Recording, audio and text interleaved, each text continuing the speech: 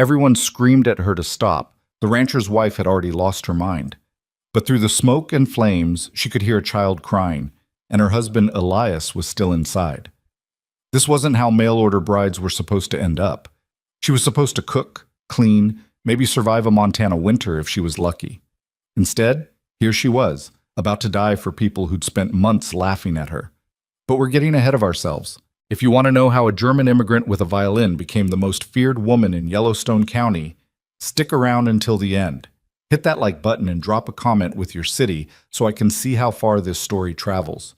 Let me take you back to where it started, to the day Elias Mercer made the worst decision of his life. The train was 40 minutes late, which gave Elias Mercer plenty of time to regret everything. He stood on the depot platform in Livingston, Montana territory, hat pulled low, arms crossed tight against his chest like he was trying to hold himself together. March wind cut across the tracks, carrying the smell of coal smoke and distant snow. Around him, other men waited, cowboys heading north, miners going south, a few ranchers picking up supplies. Nobody talked to Elias. They never did. That was fine. He preferred it that way. In his coat pocket, folded into a square so tight the creases had gone white, was a letter. He'd read it maybe 30 times since it arrived 6 weeks ago. Formal handwriting, decent English, though some words were spelled the German way.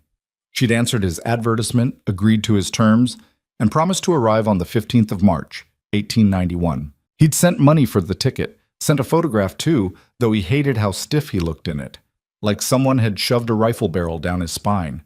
The photographer and Bozeman kept telling him to smile, and Elias had told the photographer exactly where he could shove that suggestion. Now he was waiting for a woman he'd never met, who was coming to marry him because he'd posted an advertisement like she was a piece of livestock he was ordering from a catalog. The whole thing made his stomach turn, but the alternative was worse. Another winter alone in that cabin. Another year of silence so thick it pressed against his skull. Another season watching his land grow while everything human inside him shriveled up and died. So here he was. The train whistle screamed somewhere east, and Elias felt his jaw tighten. When the locomotive finally screeched into the station, belching black smoke and steam, Elias didn't move. He watched passengers climb down, families, businessmen, a couple of women in traveling clothes who were met immediately by waiting husbands. His eyes scanned each one, trying to match them to the description in the letter. 26 years old, brown hair, medium height, will carry a violin case. The platform was clearing out. Elias felt something cold settle in his chest. Maybe she hadn't come. Maybe she'd taken his money and laughed all the way back to, "Are you Elias Mercer?" The voice came from behind him, sharp and clear with an accent that turned his name into E-Lee-Us. He turned. The woman standing 3 feet away was not what he expected. She was tall, taller than most women he'd seen, nearly eye level with him. Dark brown hair pinned up tight under a plain hat, but pieces had come loose during the journey and curled against her neck. Her traveling dress was simple, dark blue wool, dusty from the train. She held a violin case in her left hand and a worn leather bag in her right, but it was her eyes that stopped him cold. They weren't soft, weren't shy, weren't anything like the demure, grateful expression he'd imagined a mail-order bride might wear. They were furious. I said, "Are you Elias Mercer?" She said it slower this time, like maybe he was stupid. "I am." His voice came out rougher than he intended. "Good." She dropped her bag at his feet. "Then you can explain why your photograph made you look like an undertaker, and why your letter promised a established homestead when half the town I just passed through looks like it was built last Tuesday." Elias stared at her. Somewhere behind them, the train was pulling away, and the last few passengers were heading toward the street. The depot agent was watching them with unconcealed interest. "My homestead's 20 miles north of here," Elias said finally. "Town's got nothing to do with me." 20 miles. Clara Reinhardt looked around the depot like she was measuring exactly how far she was from anything resembling civilization. "Of course it is. That was in the letter." The letter said remote. It didn't say I'd need a military expedition to reach it. "You want remote or you want neighbors? Can't have both." Clara's eyes narrowed. For a long moment, she just looked at him, really looked, like she was cataloging every scar, every wrinkle, every piece of evidence that Elias Mercer was exactly as hard as his reputation suggested. Then she said, "You're older than your photograph. Photograph's 4 years old. You look meaner in person." "I am meaner in person." Something flickered across her face. Not fear exactly, but a kind of grim acknowledgement. She picked up her bag. "Well, are we going to stand here insulting each other, or are you going to take me to this established homestead before it gets dark?" Elias grabbed her other bag, the violin she kept hold of herself, and started toward the wagon without another word. Behind them, the depot agent was grinning like he'd just watched the best show in town. Talk. The wagon ride north was the longest 20 miles of Elias's life. Clara sat beside him on the bench seat, spine straight, eyes fixed on the road ahead. She didn't make small talk, didn't ask questions about the landscape or the weather or what her new life would be like.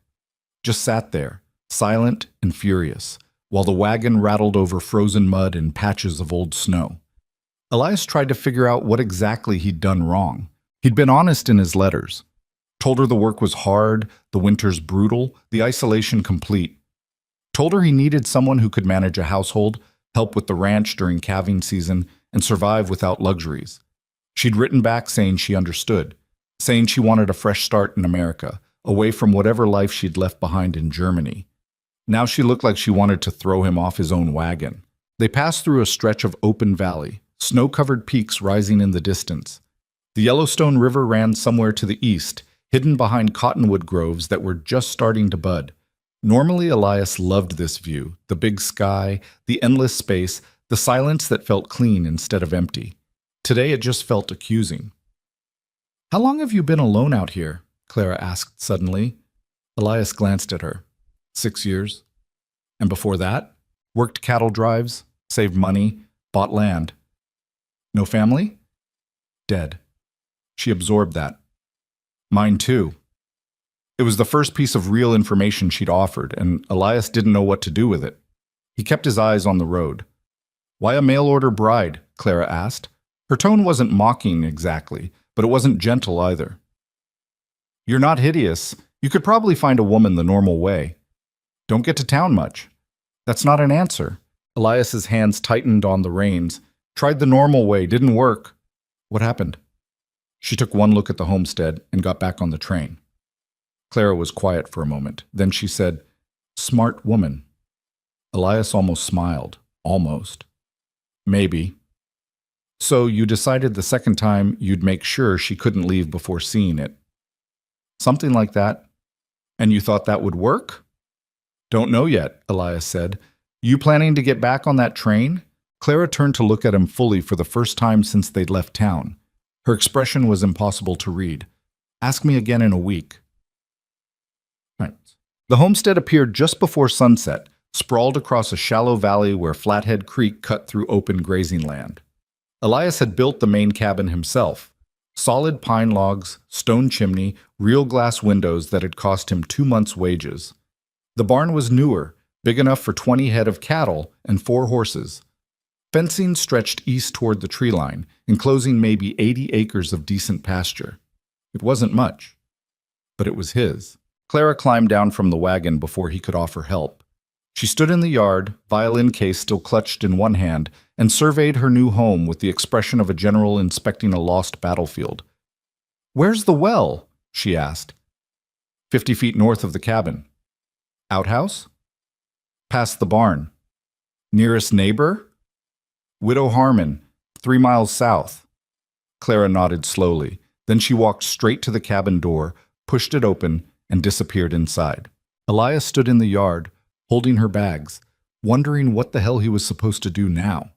Inside, he could hear her moving around. Boots on the wooden floor, the scrape of a chair, the clatter of something metal. He unhitched the horses, led them to the barn, and took his time brushing them down. When he finally went inside, Clara had lit the oil lamp on the table and was standing in the middle of the single room, hands on her hips. The cabin was exactly what it looked like. One big space with a cooking area on one side, a bed on the other, a table, and 2 chairs in the middle. Shelves along the walls held supplies, canned goods, tools, rope, ammunition.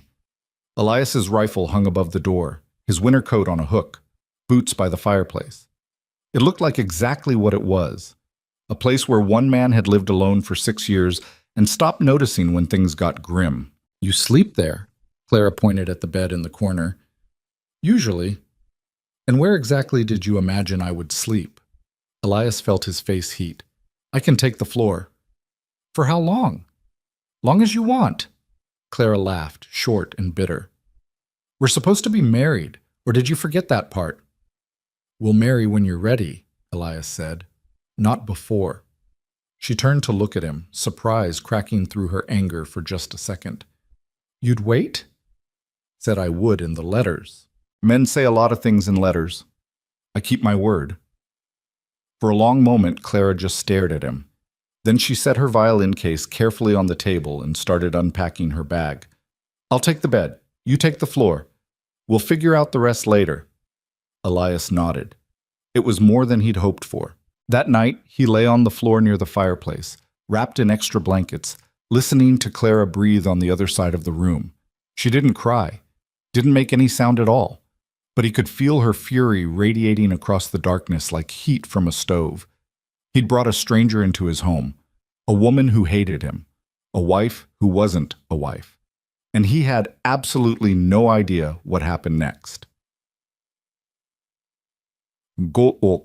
Morning came cold and gray. Elias woke to find Clara already up, standing at the stove, trying to figure out how to light it. She was still wearing her traveling dress, hair loose around her shoulders now, feet bare on the cold floor. Flue's stuck, Elias said from his blankets. Clara jumped, spun around. Don't sneak up on people. Wasn't sneaking. You were making enough noise to wake the dead. She scowled at him. Then get up and help me instead of lying there like a lump.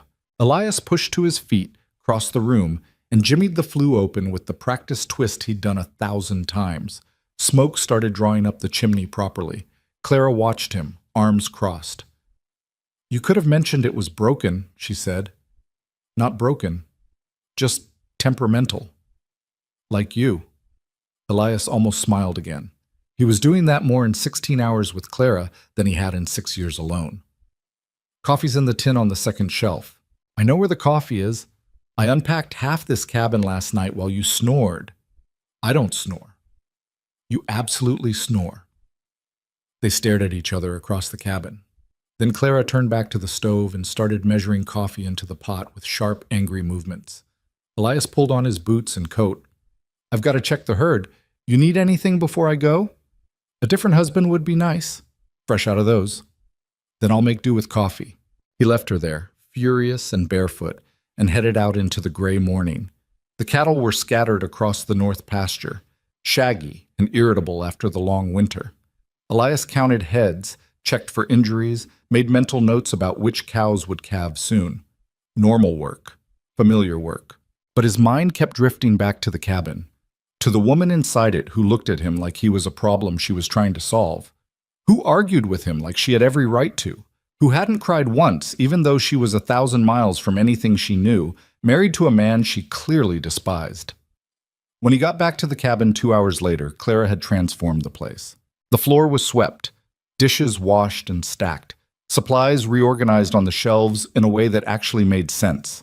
She'd even found his spare blankets and aired them out over the porch railing. The whole cabin smelled like lye soap and coffee. Clara stood in the middle of it all, hands on her hips, looking satisfied with herself. You cleaned, Elias said stupidly. I got bored. In 2 hours? I work fast when I'm angry. She gestured at the table. Sit. I made breakfast. Elias sat. Clara put a plate in front of him. Fried eggs, leftover biscuits from his stores, bacon she must have found in the cold box. It wasn't fancy, but it was hot, and it was real food, and he realized he hadn't had a proper breakfast in maybe 3 years. Clara sat across from him with her own plate. They ate in silence for a minute. Then she said, Your cattle look underfed. Elias looked up. You went outside? Obviously. In bare feet? I put on boots. They're too big, but they work. She pointed her fork at him. Your herd's too big for the pasture you've got fenced. You need to either sell some or expand the grazing land. I know that. Then why haven't you done it? Been busy. Busy doing what? Sitting alone in this cabin feeling sorry for yourself? Elias's fork stopped halfway to his mouth. Excuse me? You heard me. Clara's eyes were fierce. You've got good land here, good water, decent shelter. You could build something real. But instead you're running a half operation like you don't actually care if it succeeds. I care. Then prove it. They stared at each other across the table.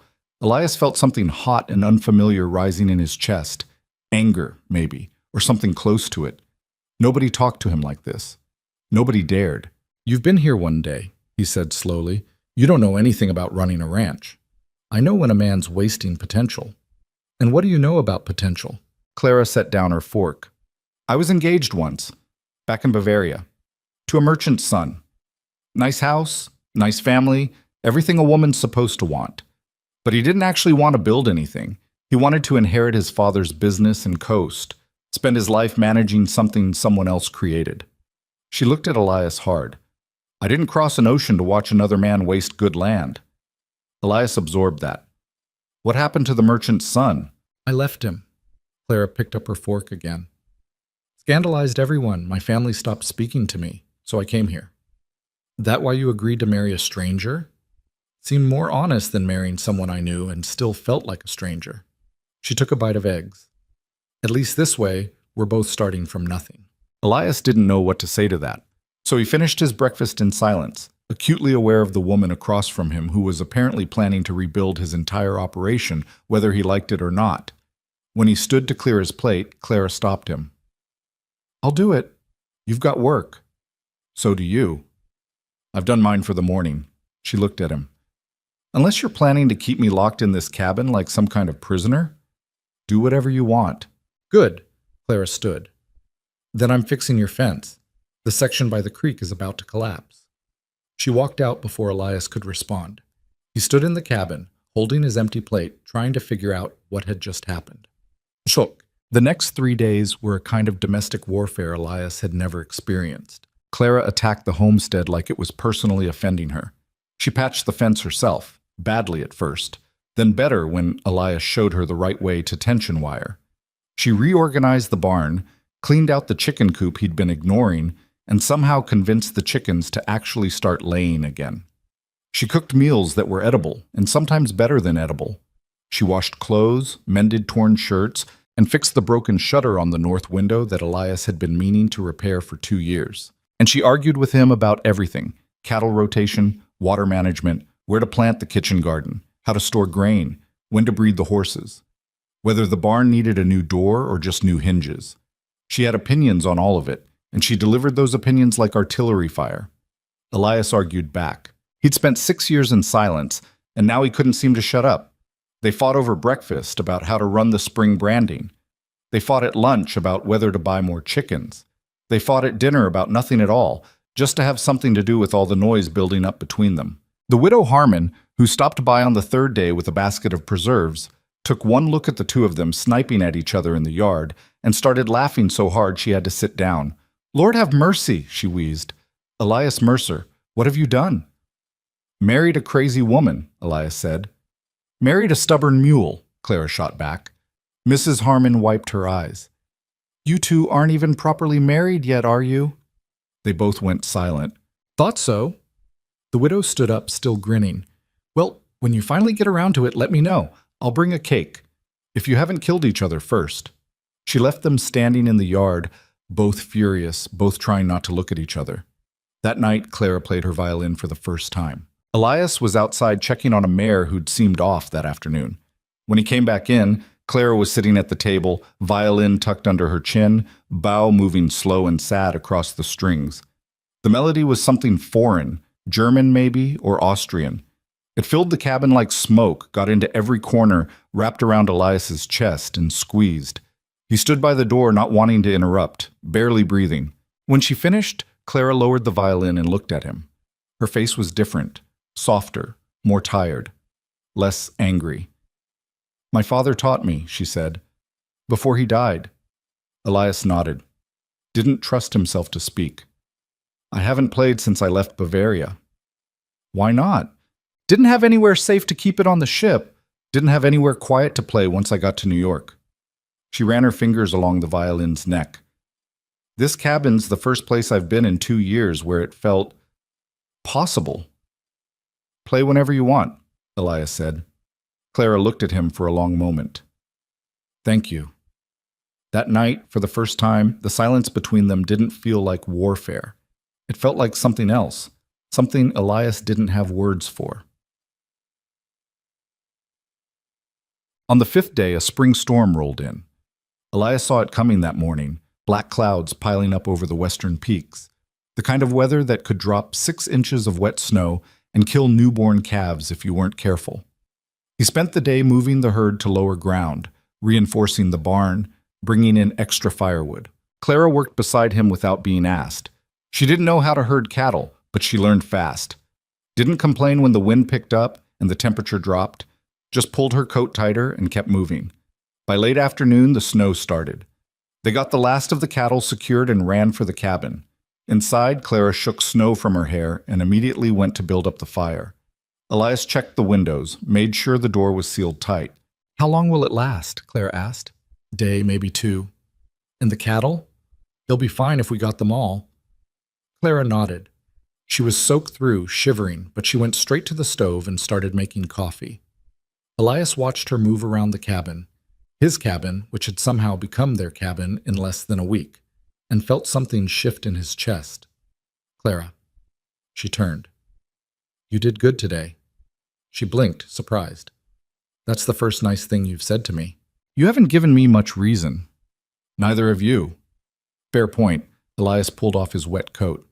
We should probably talk. About what? About this. He gestured between them. About what we're doing here. Clara set down the coffee pot. All right, talk. Elias had rehearsed this conversation in his head a dozen times, but now that the moment was here, all his words scattered. I know this isn't what you wanted, coming out here, living like this, marrying someone like me. You don't know what I wanted. Then tell me.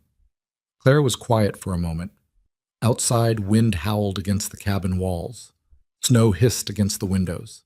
Finally, she said, I wanted something real, something I could build with my own hands instead of just inheriting or marrying into. I wanted to matter. You matter. Not in Bavaria. There I was just decorative, expected to smile and agree and produce children and never have an original thought. She looked at him hard. I didn't come to Montana to be decorative. Good, Elias said, because I don't need decorative. I need a partner. Clara's expression shifted, surprise maybe, or something close to hope. A partner. Someone who can run this place when I can't. Someone who'll tell me when I'm being an idiot.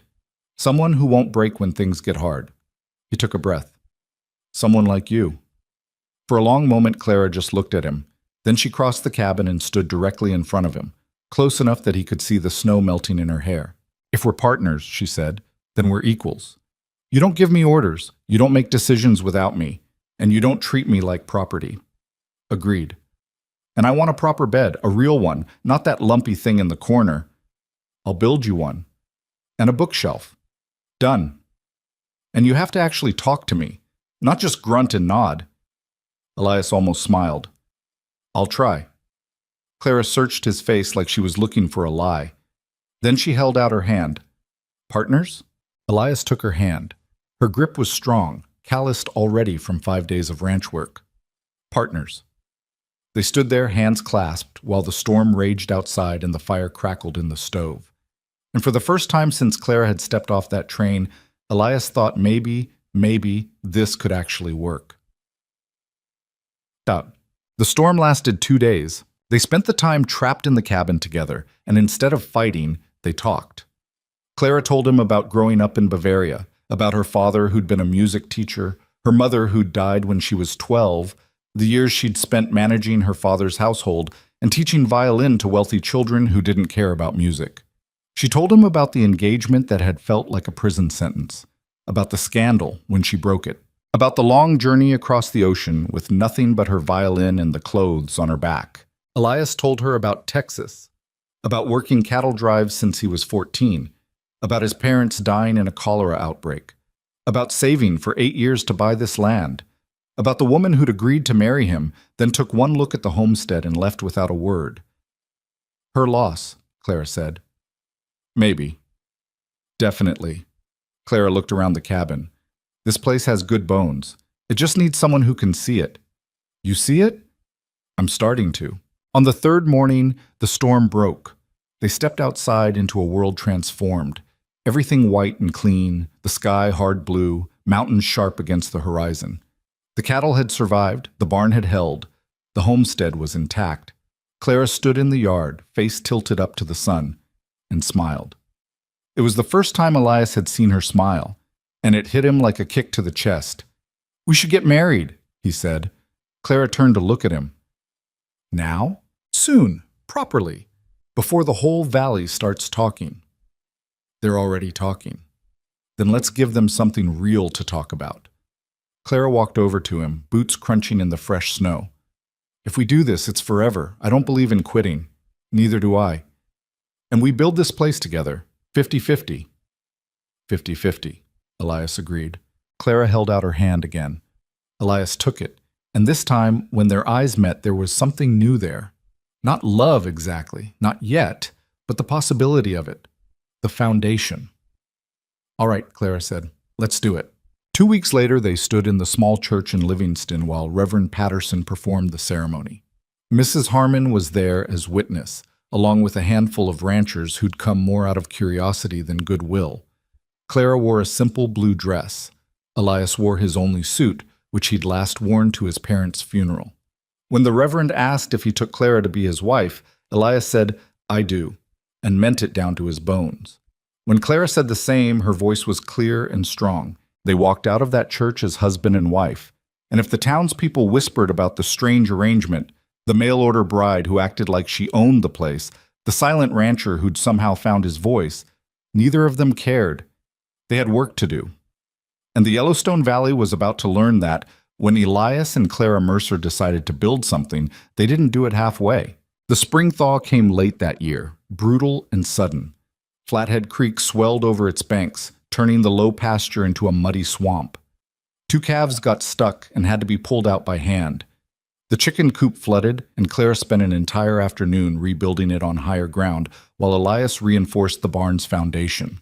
They worked dawn to dusk, slept hard, woke up, and did it again. And somewhere in the mud and exhaustion and endless labor, they stopped being strangers. They learned each other's rhythms.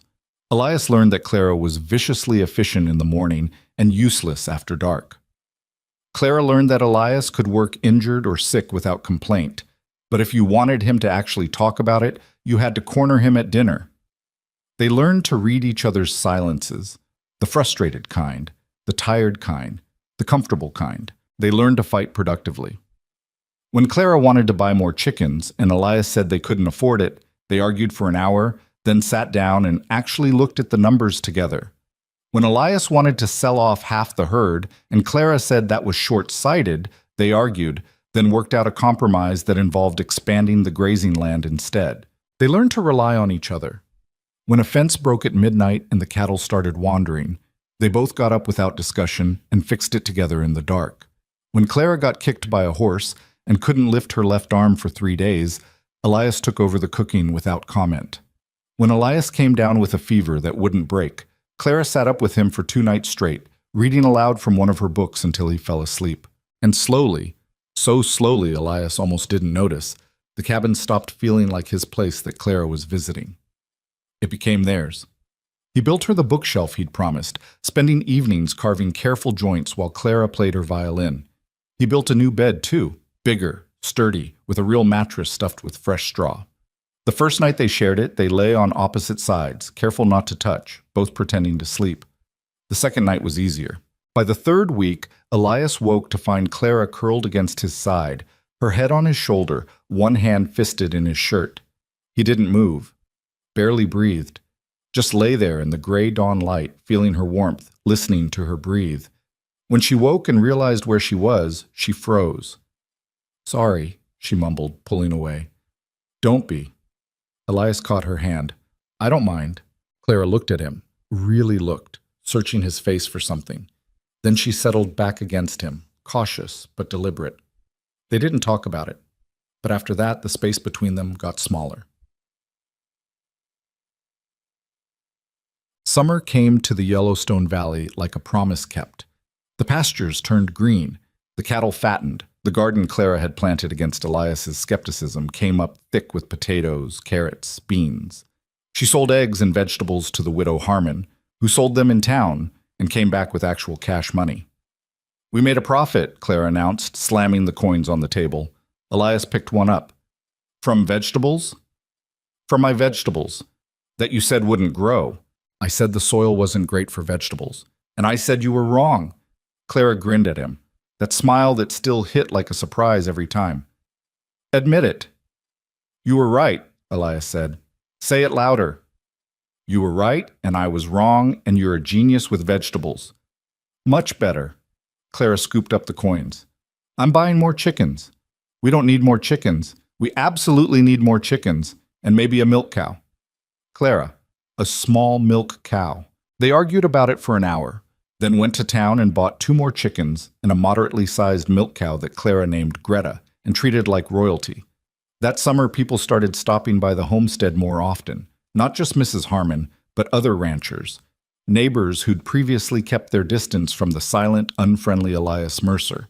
They came with excuses, borrowing tools, asking advice about sick cattle, dropping off preserves, but really they came to see the change. Because everyone had heard about Clara Mercer, the mail-order bride who could outwork half the men in the valley, who'd reorganized Mercer's failing operation and turned it profitable, who played violin on the porch in the evenings and could argue fence construction like she'd been born to it. And they'd noticed something else. Elias Mercer was different. He talked now, not much, but enough. He smiled occasionally. He seemed less like a man waiting to die alone and more like a man who'd found something worth living for. At the summer social in Livingston, Clara danced with half the town while Elias watched from the sidelines, nursing a beer. When a young ranch hand got too friendly, putting his hands somewhere they shouldn't be, Elias crossed the room in 4 strides. "That's my wife," he said quietly. The ranch hand went pale and backed away fast. Clara appeared at Elias's elbow. "I can handle myself." "I know." "Then why?" "Because I wanted to." Elias looked at her. "That all right?" Clara's expression softened. "Yeah, that's all right." They danced once that night, awkward and stiff, neither of them any good at it. But Clara laughed when Elias stepped on her foot, and Elias laughed when she elbowed him in the ribs trying to turn, and people watching them saw something that made the gossips shut up for a while. They saw a marriage that was actually working. But nothing good comes without cost. Late August, a group of ranchers from the Southern Valley came to the homestead with a proposition. Their spokesman was a man named Dutch Keller, big, loud, the kind of man who thought the volume of his voice proved the strength of his argument. "Mercer," he boomed, dismounting in the yard like he owned the place. "We need to talk about the winter grazing situation." Elias, who'd been repairing a saddle on the porch, didn't look up. "Go ahead and talk." "There's not enough public land for all our herds. We're forming a coalition, controlled grazing rotation, managed access. Every rancher puts in, everyone benefits." "Not interested." "You haven't heard the terms yet." "Don't need to." Elias set down his tools. "I've got my own land. I'll manage it myself." Dutch's face reddened. "This is about being a good neighbor, Mercer." "Is it? Or is it about you wanting access to my creek water when yours runs dry? Now listen here." "You listen." Elias stood. "I built this place alone. I'll run it alone. You want water, dig your own well." The other ranchers shifted uncomfortably. Dutch looked like he wanted to throw a punch. Then Clara appeared in the doorway, wiping her hands on her apron. "Who's this?" she asked. "Nobody," Elias said. "We're your neighbors," Dutch said, forcing charm into his voice. "Just trying to discuss business with your husband, ma'am." Clara looked at Elias. And I said no." "Why?" Dutch's eyes lit up. "Now that's a reasonable question. See, Mrs. Mercer, this is just about cooperation, sharing resources. Your husband's being unnecessarily difficult." "My husband's protecting our land," Clara said, "which is exactly what he should do." Dutch blinked. But nothing. You want water, Mr. Keller? Buy land with water on it. You want grazing rights? Buy grazing land. What you don't get to do is show up at our home and try to guilt us into handing over resources we worked for." "Ma'am, I don't think you understand the situation. I understand perfectly. Clara's voice went cold. You thought because Elias has a new wife, you could use me to manipulate him into a bad deal. You thought wrong. Now get off our property. The ranchers left. When they were gone, Elias looked at Clara. You didn't have to do that. Yes, I did. They were being assholes. She went back inside, then paused. Unless you actually wanted to join their coalition? Hell no. Good. Then we're on the same page. That night, lying in bed, Clara said, They'll hold a grudge. Probably. Won't bother you? Elias thought about it. 6 months ago, the answer would have been no. He didn't care what people thought. Didn't need their approval or friendship. But that was before Clara. Before he'd remembered what it felt like to have someone on his side. Only if it bothers you, he said. Clara rolled over to face him in the darkness. I didn't come here to be popular, Elias. No? No. I came here to build something real with someone real. She found his hand under the blankets. The rest of them can go to hell. Elias pulled her closer. Partners? Always. And when they kissed, it wasn't the first time. They'd been slowly, carefully figuring each other out for weeks. But it was the first time it felt like more than practice. It felt like choosing each other, deliberately, completely. The first real decision they'd made together that had nothing to do with cattle or money or survival. Just them. But sex. September came with brutal heat, then cold nights that hinted at the winter waiting just over the mountains. Elias and Clara worked frantically to prepare. Salting meat, storing vegetables, reinforcing structures, moving cattle to protected pastures. They worked well together now, moved like two parts of the same machine, anticipated each other's needs. The other ranchers noticed, some with respect, some with resentment. Dutch Keller's coalition went forward without them, and sure enough, by late October there were whispers of trouble, disputes over grazing boundaries, arguments about water access, the kind of tension that could turn neighbors into enemies fast. Elias kept his head down and focused on his own operation, but Clara saw the danger coming. It's going to get worse, she said one night over dinner, when winter hits and resources get tight. Not our problem. It will be when they decide to make it our problem. Elias looked at her. What are you suggesting? I'm suggesting we be careful.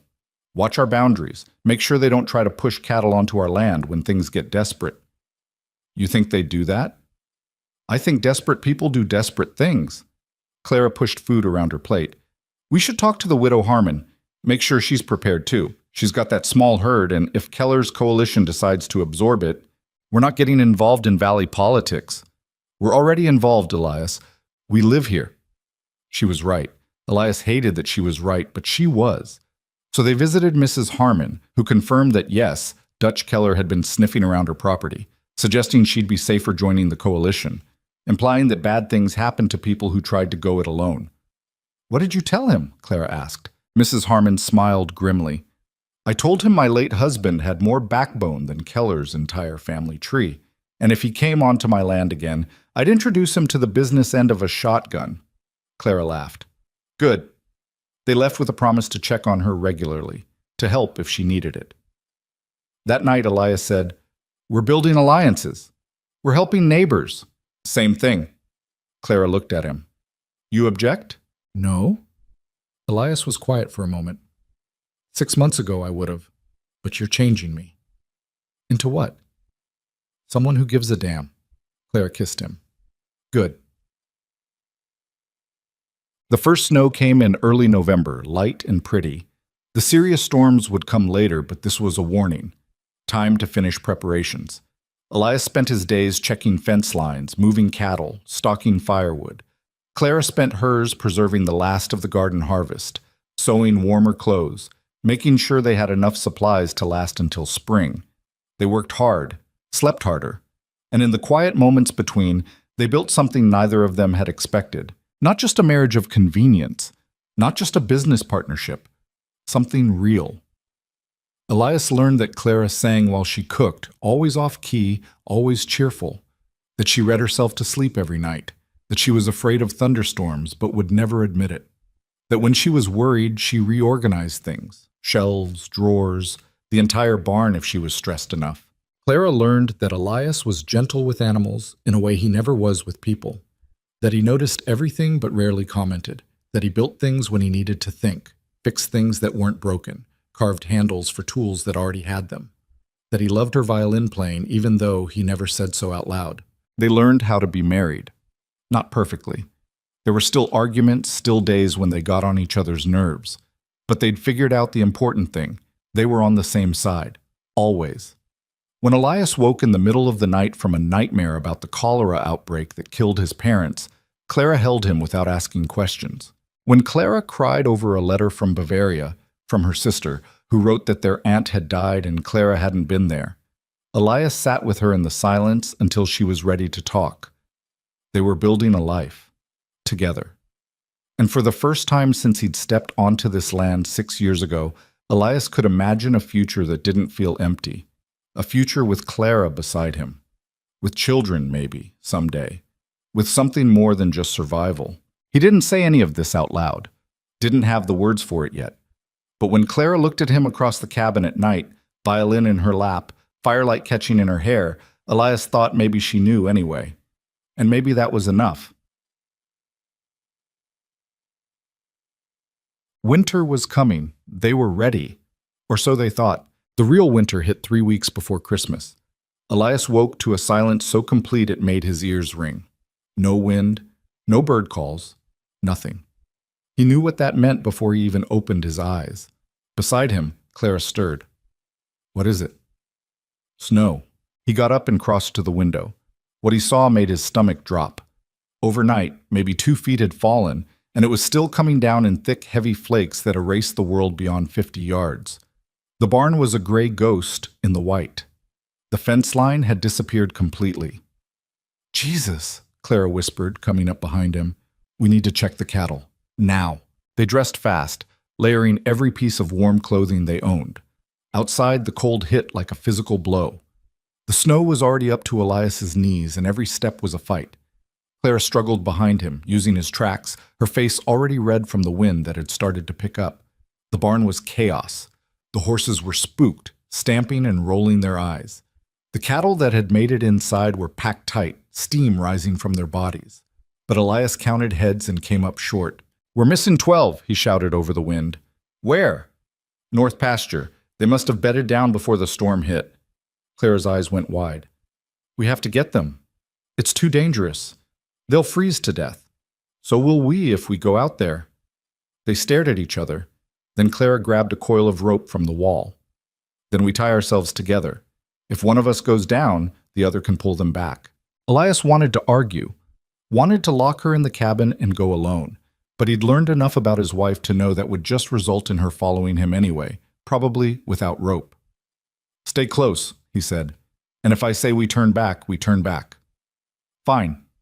They tied the rope around their waists, leaving maybe 20 feet between them. Then they headed into the white hell. The north pasture was only half a mile from the barn, but it might as well have been 50. The wind picked up, driving snow horizontal, erasing visibility down to nothing. Elias navigated by instinct and memory, trying to keep his bearings while Clara stumbled along behind him. He almost missed the first cow. Would have walked right past if she hadn't lowed, a pitiful, desperate sound. She was down, half buried in a drift, too weak to stand. 2 more were huddled nearby, shaking so hard their legs were about to give out. Help me get her up, Elias shouted. They worked together, pushing and pulling at the downed cow until she finally staggered to her feet. Clara grabbed the lead rope Elias kept coiled on his belt and tied it around the cow's neck. Then they moved to the others, got them roped together, and started the brutal slog back toward the barn. It took an hour to move 3 cattle, half a mile. By the time they got the animals secured in the barn, both of them were shaking from cold and exhaustion.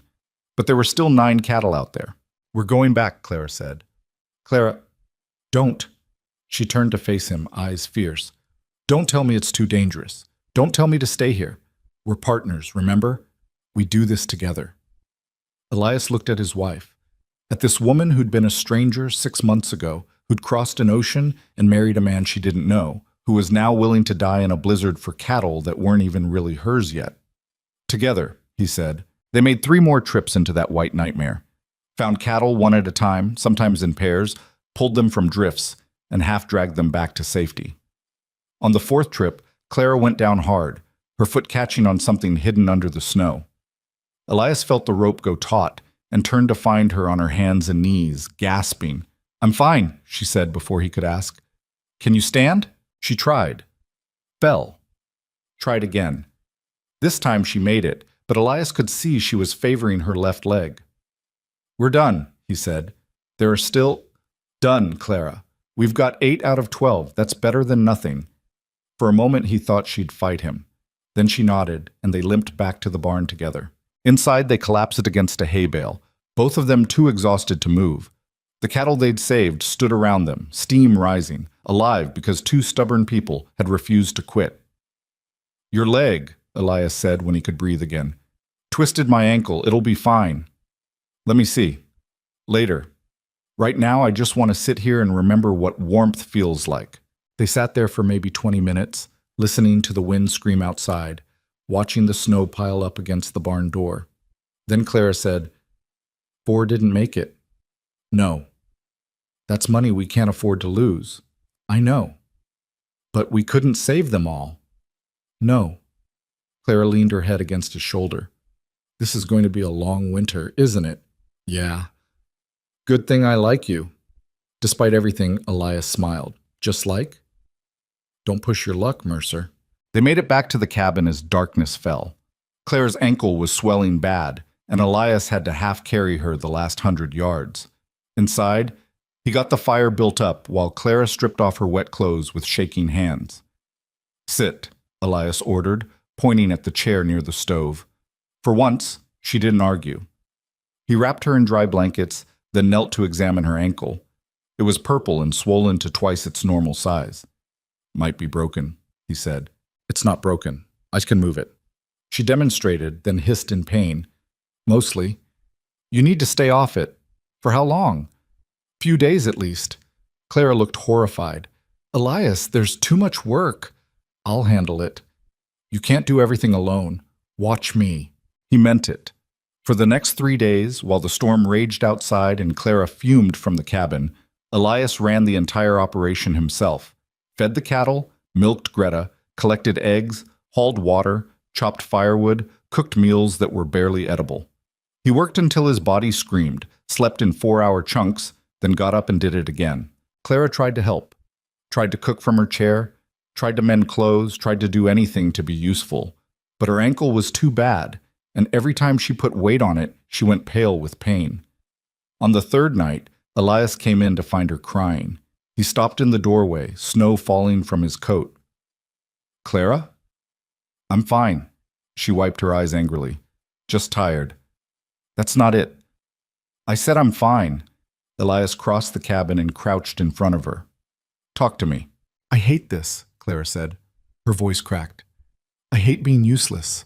I hate watching you work yourself to death while I sit here like some kind of invalid. I hate that I went down in the snow like a stupid, clumsy—" "Stop." Elias took her hands. "You're not useless. You saved 8 cattle. You worked harder than most men I know. And you went down because the conditions were impossible, not because you did anything wrong. But nothing. You're hurt. That happens. It doesn't make you weak." Clara looked at him with red eyes. "I'm supposed to be your partner." "You are my partner, which means sometimes I carry the weight while you heal, and sometimes you carry it while I heal. That's how this works." "I don't like being carried." "Yeah, well, I don't like carrying. Guess we're both learning to deal with things we don't like." Clara laughed, watery and rough. Then she pulled him close and kissed him hard. When they broke apart, she said, "I love you, you stubborn bastard." It was the first time either of them had said it. Elias felt something in his chest crack open. "I love you too." "Good." Clara wiped her eyes. "Now go wash up. You smell like a barn." "I've been in the barn for 3 days." Exactly my point. That night they lay in bed together while the wind howled outside. Clara's ankle was propped on a pillow, and Elias had one arm wrapped around her shoulders. "Tell me about Texas," Clara said. "What about it?" "Anything. I want to hear your voice." So Elias told her. About the cattle drives that lasted months. About sleeping under stars so thick you could read by them. About the men he'd worked with, hard men, most of them, but honest. About the time a stampede nearly killed him, and he'd walked away with nothing but bruises and a healthy respect for lightning. Clara listened, quiet and warm against his side. When he finished, she said, "You miss it." "Sometimes." "Why'd you stop?" "Got tired of moving. Wanted something permanent." He looked down at her. "Wanted this." "A cabin in the middle of nowhere with a wife who can't walk?" "A home. With you." Clara tilted her face up and kissed him. "You're getting dangerously sentimental, Mercer." "Blame the woman I married." "I will." By the end of the week, Clara's ankle had healed enough that she could hobble around the cabin. The storm had finally broken, leaving behind a landscape transformed into white silence. Drifts 10 feet high blocked the road south. The creek was frozen solid. The world felt small and closed in. But they were alive. The cattle were alive. And somehow, they'd made it through the first real test of winter. Then the widow Harmon showed up. Elias saw her coming from a mile away, a dark figure struggling through the snow on snowshoes, moving slow. He met her halfway, already knowing something was wrong. "Dutch Keller," she gasped when she reached him. "He's trying to force me out." Back in the cabin, Mrs. Harmon explained while Clara made coffee. 3 days ago, during the worst of the storm, several of Keller's cattle had broken through her fence and eaten most of her winter hay stores. When she'd confronted him, he'd claimed it was an accident. Then he'd offered to buy her land for about a quarter of what it was worth. "And when I said no," Mrs. Harmon continued, "he said it was a shame. Said accidents happen all the time in winter. Fires, mostly. Terrible thing, a fire in weather like this." Clara's hand stopped moving. "He threatened you?" Not directly, but the meaning was clear. Elias felt rage building in his chest, cold and controlled, the way it always came. "You told the sheriff?" "Sheriff's in Keller's pocket. Everyone knows it." "Then what do you need from us?" Mrs. Harmon looked between them. "I'm not asking you to fight my battles. I just wanted to warn you. If Keller's willing to come after me, he'll come after you too eventually. You've got better land, better water." "Let him try," Clara said. "Clara," Elias started. "No." She turned to him. "We're not letting him bully people. Not Mrs. Harmon, not us, not anyone." "What exactly are you suggesting?" "I'm suggesting we help. We share our hay with Mrs. Harmon to replace what Keller's cattle ate. We make sure she's protected, and we make it very clear that if Keller wants trouble, he'll get it." Mrs. Harmon shook her head. "I can't ask you to do that." "You're not asking, we're offering." Clara looked at Elias. "Right?" Elias thought about it. Thought about the smart play, which was keeping his head down and protecting his own operation. Thought about the safe play, which was staying out of valley politics like he'd always done. Then he thought about Clara going into that blizzard to save cattle, about her crying because she hated being useless, about the woman who'd crossed an ocean looking for something real. "We'll help," he said. Mrs. Harmon looked like she might cry. "You don't know what you're starting." "Yeah, we do," Clara said. "We're starting a fight, and we're going to win." Over the next 2 weeks, they implemented Clara's plan. Loaded up a wagon with hay and hauled it to Mrs. Harmon's place. Helped her reinforce her fences. Made sure she had enough firewood and supplies to last the winter. And Elias paid a visit to Dutch Keller. He found the big rancher in his barn directing workers. When Keller saw Elias, his expression went carefully neutral. "Mercer, what brings you out here?" "Heard you had some cattle get loose during the storm." "Yeah, unfortunate accident. Already offered to compensate the widow for the damages." "Is that what you call trying to buy her land for nothing?" Keller's jaw tightened. "That's between me and her." "Wrong." Elias stepped closer. "She's our neighbor, which makes it our business." "You want to be careful, Mercer. Making enemies out here is exactly what you're doing." Elias kept his voice low and level. "So here's how this works. You leave Mrs. Harmon alone. You keep your cattle off her land, and if I hear about any more accidents, I'm going to assume they're not accidents at all." That sounds like a threat. "It's a promise." They stared at each other. Finally, Keller said, "You're making a mistake. Standing against the coalition. I don't care about your coalition. I care about people trying to steal land from a widow because they're too lazy to manage their own operations properly." "You self-righteous son of a—" "I'm done here." Elias turned to leave, then paused. One more thing, if anything happens to the widow or to my wife or to my land, I'll know exactly where to look. He walked out before Keller could respond. When he got home, Clara was waiting on the porch, bundled in blankets, ankle propped up. How'd it go? She asked. Made an enemy. Good. We need the practice. Elias sat beside her. You know this could get bad. I know. Keller's not going to back down easy. Neither will we.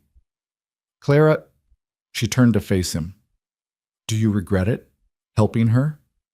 Elias thought about it, about the safer path he could have taken, about the years he'd spent avoiding exactly this kind of confrontation. No, he said. I don't regret it. Then stop worrying. We'll handle whatever comes. Together? Always. Christmas came quiet and cold. They spent it in the cabin, just the two of them. Clara played her violin, German carols Elias didn't know, but that sounded like home. He'd carved her a small wooden box for her sheet music, spent weeks on it in secret. When she opened it, she cried. It's beautiful, she said. Not as beautiful as you. Now you're just being sappy. Can't help it. It's Christmas. They made love that night with the fire dying down and snow falling silent outside. And afterward, lying tangled together, Clara said, Next year, maybe we'll have someone else here with us. Elias went still. You mean, I don't know yet. It's too early to tell, but maybe. He pulled her closer, feeling something huge and terrifying and wonderful expanding in his chest. A child. Their child. The family he'd never thought he'd have. I hope so, he said. Me too. January brought more snow and temperatures that dropped so low, water froze inside the cabin if they let the fire die. The cattle huddled in the barn, and Elias spent hours each day breaking ice on the creek so they could drink. Clara, her ankle finally healed, helped where she could. But she tired easily, and Elias noticed she'd started being sick in the mornings. She didn't say anything, and neither did he. But they both knew. They were careful with each other, gentle. Elias took on more of the heavy work, and Clara didn't fight him on it. At night, she'd fall asleep early, and he'd lie awake listening to her breathe, thinking about the future. Then, in mid-January, the trouble they'd been waiting for arrived. Elias woke to the smell of smoke. He was up and moving before his brain fully caught up, crossed to the window and saw flames, not at their cabin, but south, toward the widow's place. Clara, get up.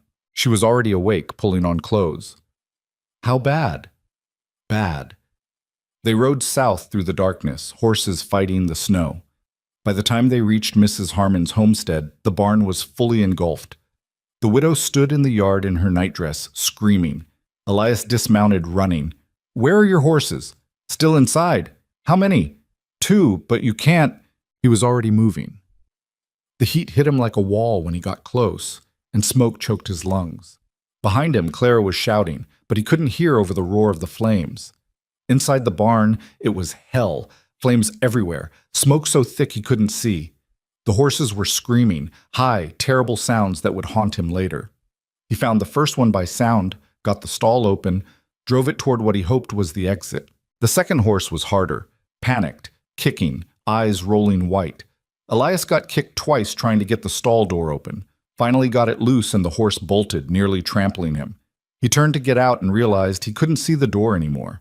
The smoke was too thick, the flames too bright. His lungs were burning, and his eyes streamed tears. Then a hand grabbed his arm. Clara, face wrapped in a wet cloth, pulled him through the inferno. They stumbled out together just as part of the roof collapsed behind them. They fell into the snow, coughing and gasping. Mrs. Harmon was crying, checking on her horses, both of which had survived. Elias's hands were burned, and Clara's hair was singed, but they were alive. It was Keller, Mrs. Harmon said. It had to be. Can you prove it? Clara asked. No, but who else? They stayed until dawn, making sure the fire was fully out and wouldn't spread to the cabin. Then they loaded Mrs. Harmon onto their wagon and took her home with them. I can't impose, she started. You're not imposing, Clara said firmly. You're staying with us until we figure this out. For the next week, Mrs. Harmon slept in their cabin while they worked to salvage what they could from her place. The barn was a total loss, but the cabin was intact. Most of her cattle had survived, but everyone in the valley knew what had happened, and everyone knew who was responsible, even if nobody could prove it. 3 days after the fire, Elias rode into Livingston and went straight to the sheriff's office. The sheriff, a fat man named Wade, who'd been in Keller's pocket for years, listened to his report with barely concealed boredom. "Sounds like an accident," Wade said when Elias finished. "In the middle of the night? In winter? Happens. Lanterns get knocked over." Mrs. Harmon's lanterns were all accounted for. "Then maybe lightning." "There was no storm." Wade leaned back in his chair. "Look, Mercer, I understand you're upset, but unless you got proof, there's nothing I can do." "How much is Keller paying you?" Wade's expression hardened. "Careful." "How much?" "Get out of my office." "This isn't over, and—" "Yeah, it is." Wade stood up, hand on his gun. "And if you're smart, you'll stop making accusations you can't back up. Wouldn't want any more accidents happening." Elias left before he did something stupid, but the message was clear. They were on their own. When he got back to the homestead, he found Clara and Mrs. Harmon in the cabin talking in low voices. They stopped when he entered. "What?" he asked. Clara stood. "We've been discussing options." "What kind of options?" "The kind where we stop reacting and start acting." Mrs. Harmon looked uncomfortable. "Clara, I appreciate what you're trying to do, but nothing. Keller burned your barn, he threatened you, and the sheriff won't do anything about it." Clara looked at Elias. "So we need to make him stop." "How?" "By hitting him where it hurts, his wallet." Over the next hour, Clara laid out her plan. It was risky, probably illegal, definitely dangerous, but it might work. "You're talking about sabotage," Elias said when she finished. "I'm talking about justice." "Clara, don't." She crossed her arms. "Don't tell me it's too dangerous. Don't tell me to let it go. He burned a woman's barn in the middle of winter. He could have killed her, and he'll do it again if someone doesn't stop him." "And if we get caught?" "We won't. You can't know that." "You're right. I can't." Clara stepped closer. "But I know what happens if we do nothing. Keller wins, Mrs. Harmon loses everything, and next time it's our barn burning." Elias looked at his wife, at this woman who'd become fiercer than any man he'd known, who was probably carrying his child and still wanted to pick a fight with the most powerful rancher in the valley. "You're insane," he said. "Probably. You in?" Elias sighed. "Yeah, I'm in." Mrs. Harmon shook her head. "You two are going to get yourselves killed." "Maybe," Clara said, "but at least we'll die standing up." The plan was simple, which meant it was probably stupid. But simple was all they had. Keller's operation ran on credit and reputation. He'd borrowed heavily to expand his herd, counting on spring sales to pay off the loans. If something happened to damage that reputation, if buyers started having doubts about the quality of his cattle or his ability to deliver, the whole thing could collapse. Claire's idea was to make sure something happened. They spent 2 days preparing. Elias rode to Bozeman and had quiet conversations with cattle buyers he'd known from his driving days. Dropped hints about disease in Keller's herd. Nothing specific, nothing provable, just enough to plant seeds of doubt. Meanwhile, Clara wrote letters. Anonymous letters, sent to every major rancher and buyer within 100 miles, suggesting that Keller's coalition was falling apart due to mismanagement and internal disputes, that cattle were being mixed improperly, that records were being falsified. Again, nothing provable. Just smoke. But where there was smoke, people assumed fire. By the end of the first week, Keller's buyers started pulling out. Not all of them, but enough. Enough to hurt. Enough to make the banks nervous about his loans, and Keller knew exactly who was responsible. Elias was in the barn when Keller arrived, 6 men riding with him. He heard the horses and walked out to meet them, rifle already in his hands, not pointed at anyone, just held, ready. "Mercer," Keller said. His voice was controlled, but his face was purple with rage. "We need to talk, so talk. Privately. Anything you've got to say, you can say in front of witnesses." Keller's jaw worked. Then he dismounted, gestured for his men to stay back. He walked up until he was maybe 10 feet from Elias. You're spreading lies about me, Keller said. Don't know what you're talking about. The hell you don't. Letters, rumors. Suddenly every buyer in Montana thinks my cattle are diseased. Are they? You know they're not. Elias shifted his grip on the rifle. Then you've got nothing to worry about. I'm losing contracts because of this, losing money. Shame about that. Keller took a step closer. Behind him, his men tensed. You think you're clever? You think I don't know this was you and that German bitch you married? The rifle came up fast, aimed at Keller's chest. Call her that again. Keller froze.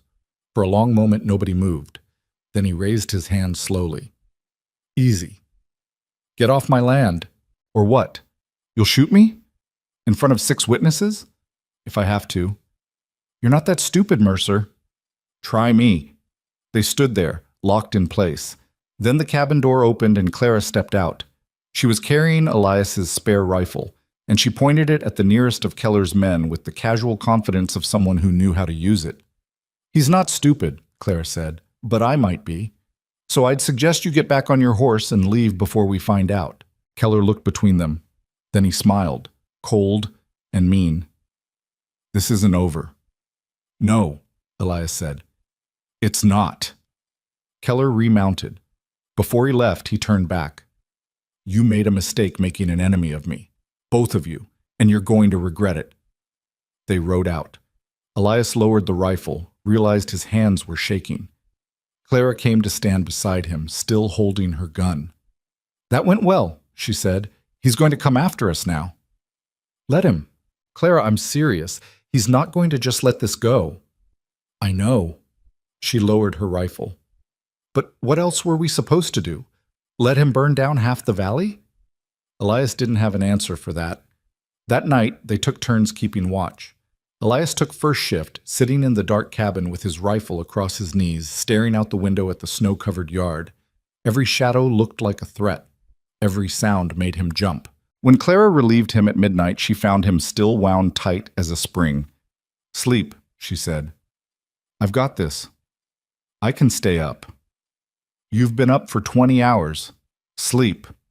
He wanted to argue, but exhaustion won. He collapsed on the bed and was out in seconds.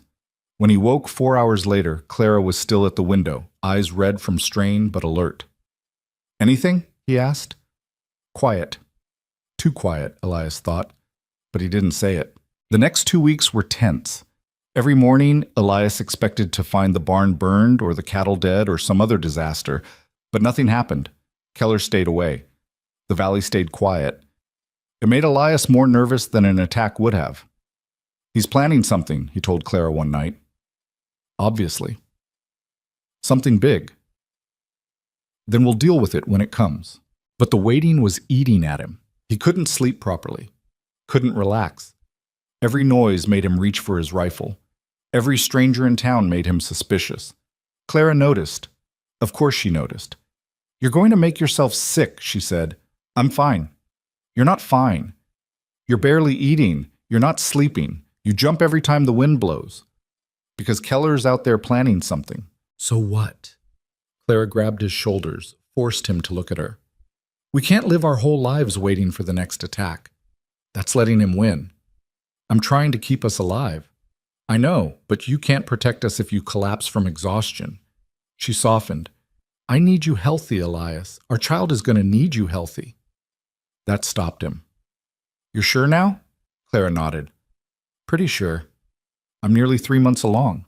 Elias pulled her close, felt the fear and tension drain out of him for just a moment, replaced by something else, something bigger and more terrifying than any threat from Keller. I'm going to be a father, he said. Looks that way. I don't know how to do that. Neither do I. We'll figure it out together. She pulled back to look at him. But first, we have to survive the next few months, which means you need to take care of yourself. She was right. Elias knew she was right, but knowing and doing were different things. February came with temperatures so cold the air hurt to breathe. The cattle suffered despite everything they did. 2 calves died overnight, frozen solid. Elias found them in the morning, covered in frost, and wanted to put his fist through something. Clara was there when he came back to the cabin, face grim. How many? She asked. 2. She closed her eyes. We can't afford to lose any more. I know. Maybe we should sell some of the herd. Cut our losses before more die. In this weather, we'd get nothing for them. Better than nothing at all. They argued about it for an hour, both of them exhausted and scared and trying not to show it. Finally, they agreed to wait until the weather broke. If they lost more cattle, they'd reconsider. That night, Elias couldn't sleep. He lay in bed beside Clara, listening to her breathe, thinking about everything that could go wrong. The cattle dying, the baby coming too early, Keller making good on his threats, the homestead failing, all the weight of it pressing down on his chest until he could barely breathe. He got up quietly, careful not to wake Clara, and went to sit by the fire. That's where she found him an hour later, staring into the flames. Can't sleep? She asked. No. Clara sat beside him.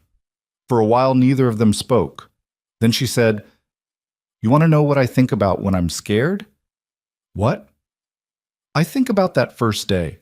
When I got off the train and saw you standing there looking like you'd swallowed nails, and I thought, what have I done?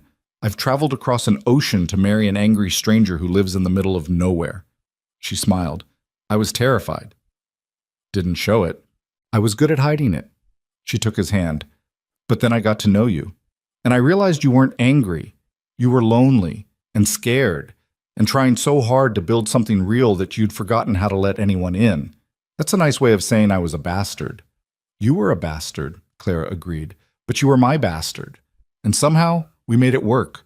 We built something neither of us thought we could have. Where are you going with this? I'm saying we've survived worse than Dutch Keller. We survived that first month when we hated each other. We survived the blizzard. We're surviving winter. We'll survive this too. Elias wanted to believe her, but the fear wouldn't let go. What if I can't protect you? Then I'll protect you. Clara, I'm serious. This isn't all on you, Elias.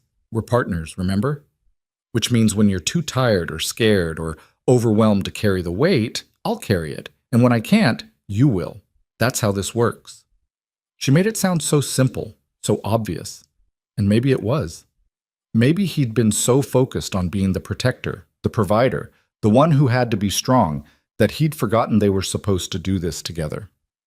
I love you, he said. I know. I love you too. Clara leaned her head on his shoulder. Now come back to bed. You need sleep. In a minute. Now. She pulled him to his feet. That's an order from your partner. Since when do you give orders? Since always. You just haven't been paying attention. They went back to bed. This time, Elias slept. The break came from an unexpected direction. A rancher named Thomas Brennan, who'd been part of Keller's coalition but had grown increasingly uncomfortable with the man's tactics, showed up at their homestead in early March. He looked nervous, kept glancing over his shoulder like he expected to be followed. I need to talk to you, he told Elias. They sat in the cabin. Clara made coffee while Brennan fidgeted with his hat. Keller's planning something, Brennan said. Something big. We figured that much, Clara said, setting down cups. No, you don't understand.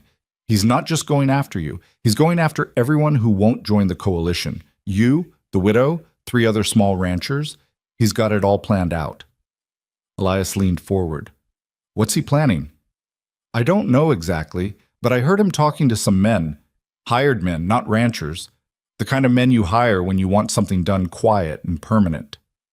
You mean killers, Clara said. Brennan nodded miserably. I didn't sign up for this. I just wanted better grazing coordination. I didn't want people getting hurt. Why are you telling us this?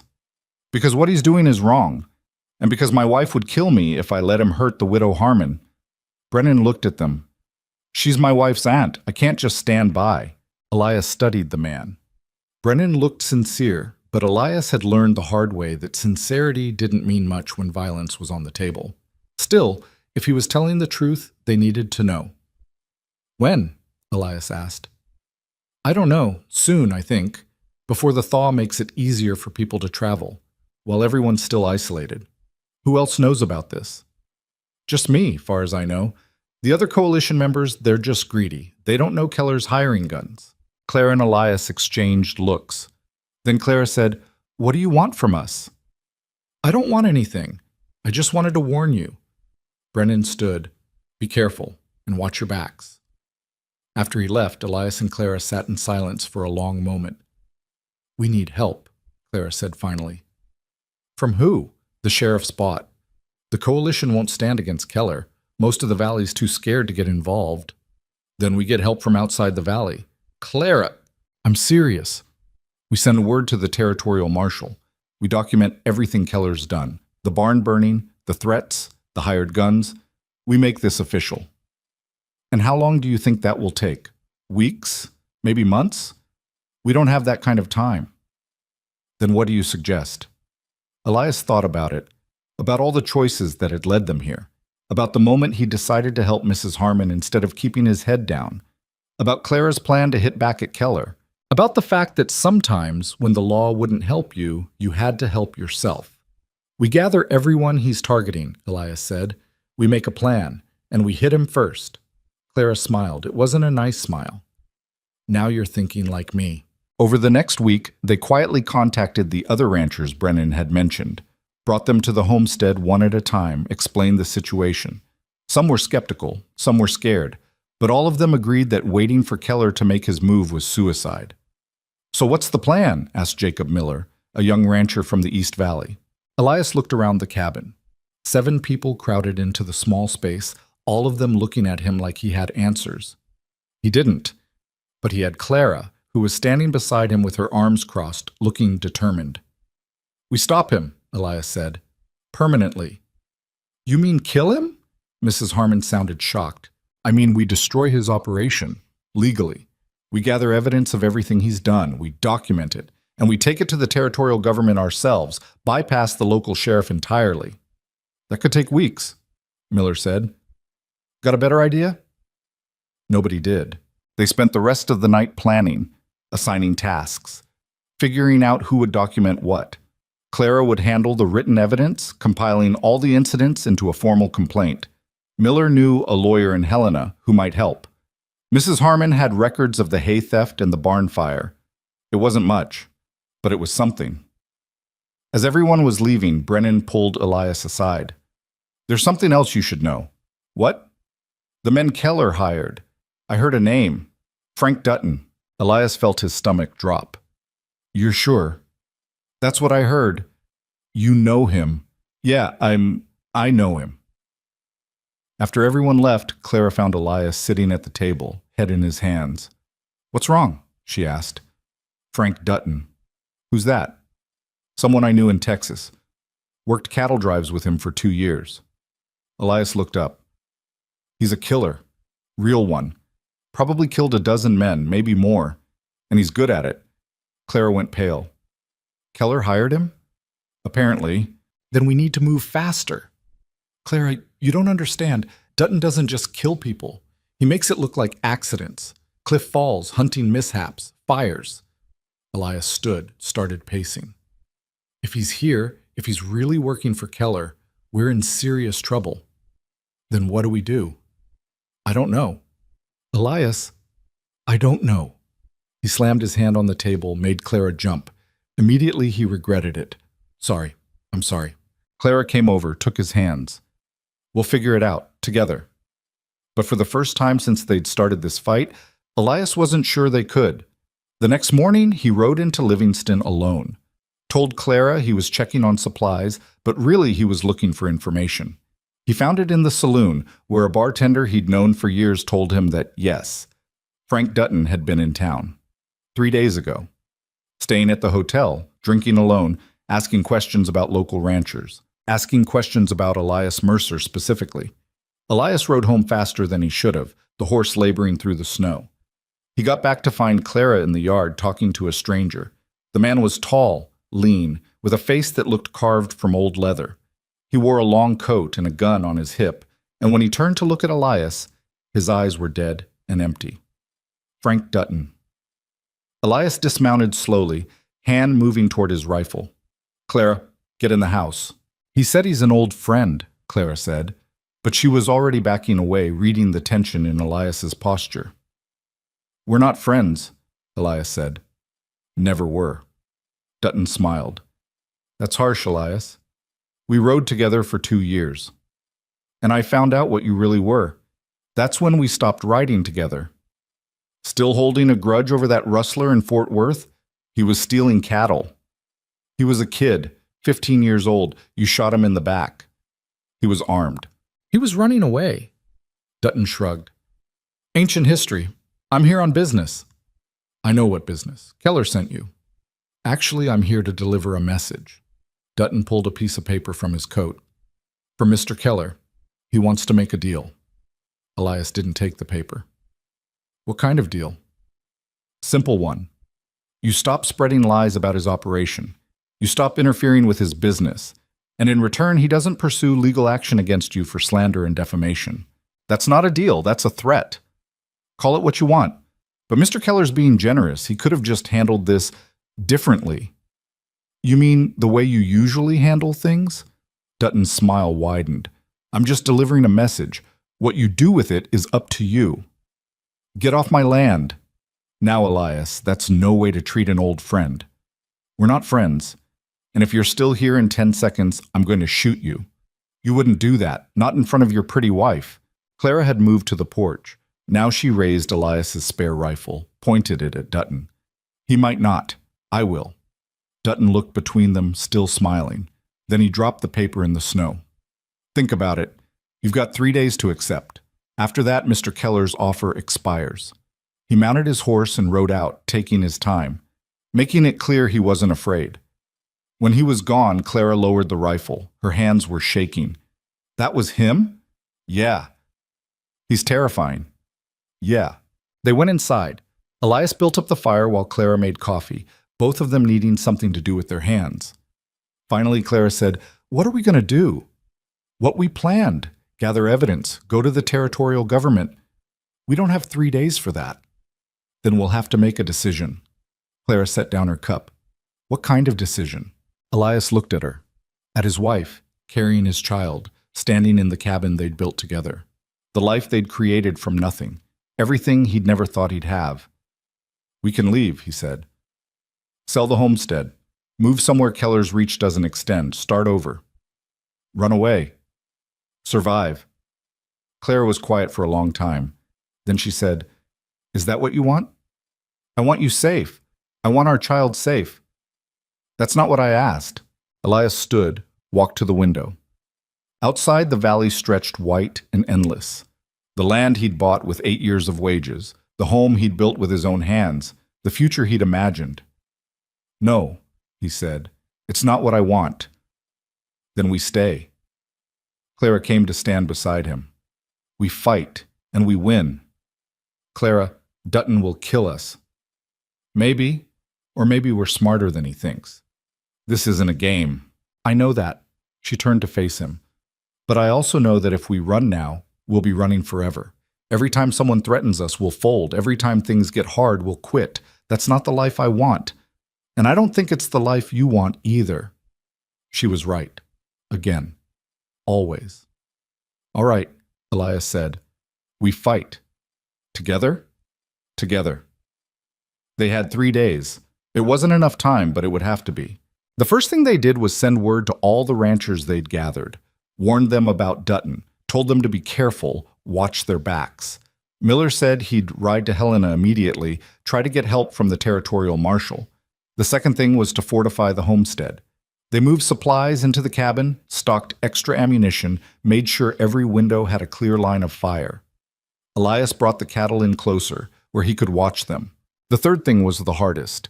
They talked about what would happen if things went wrong.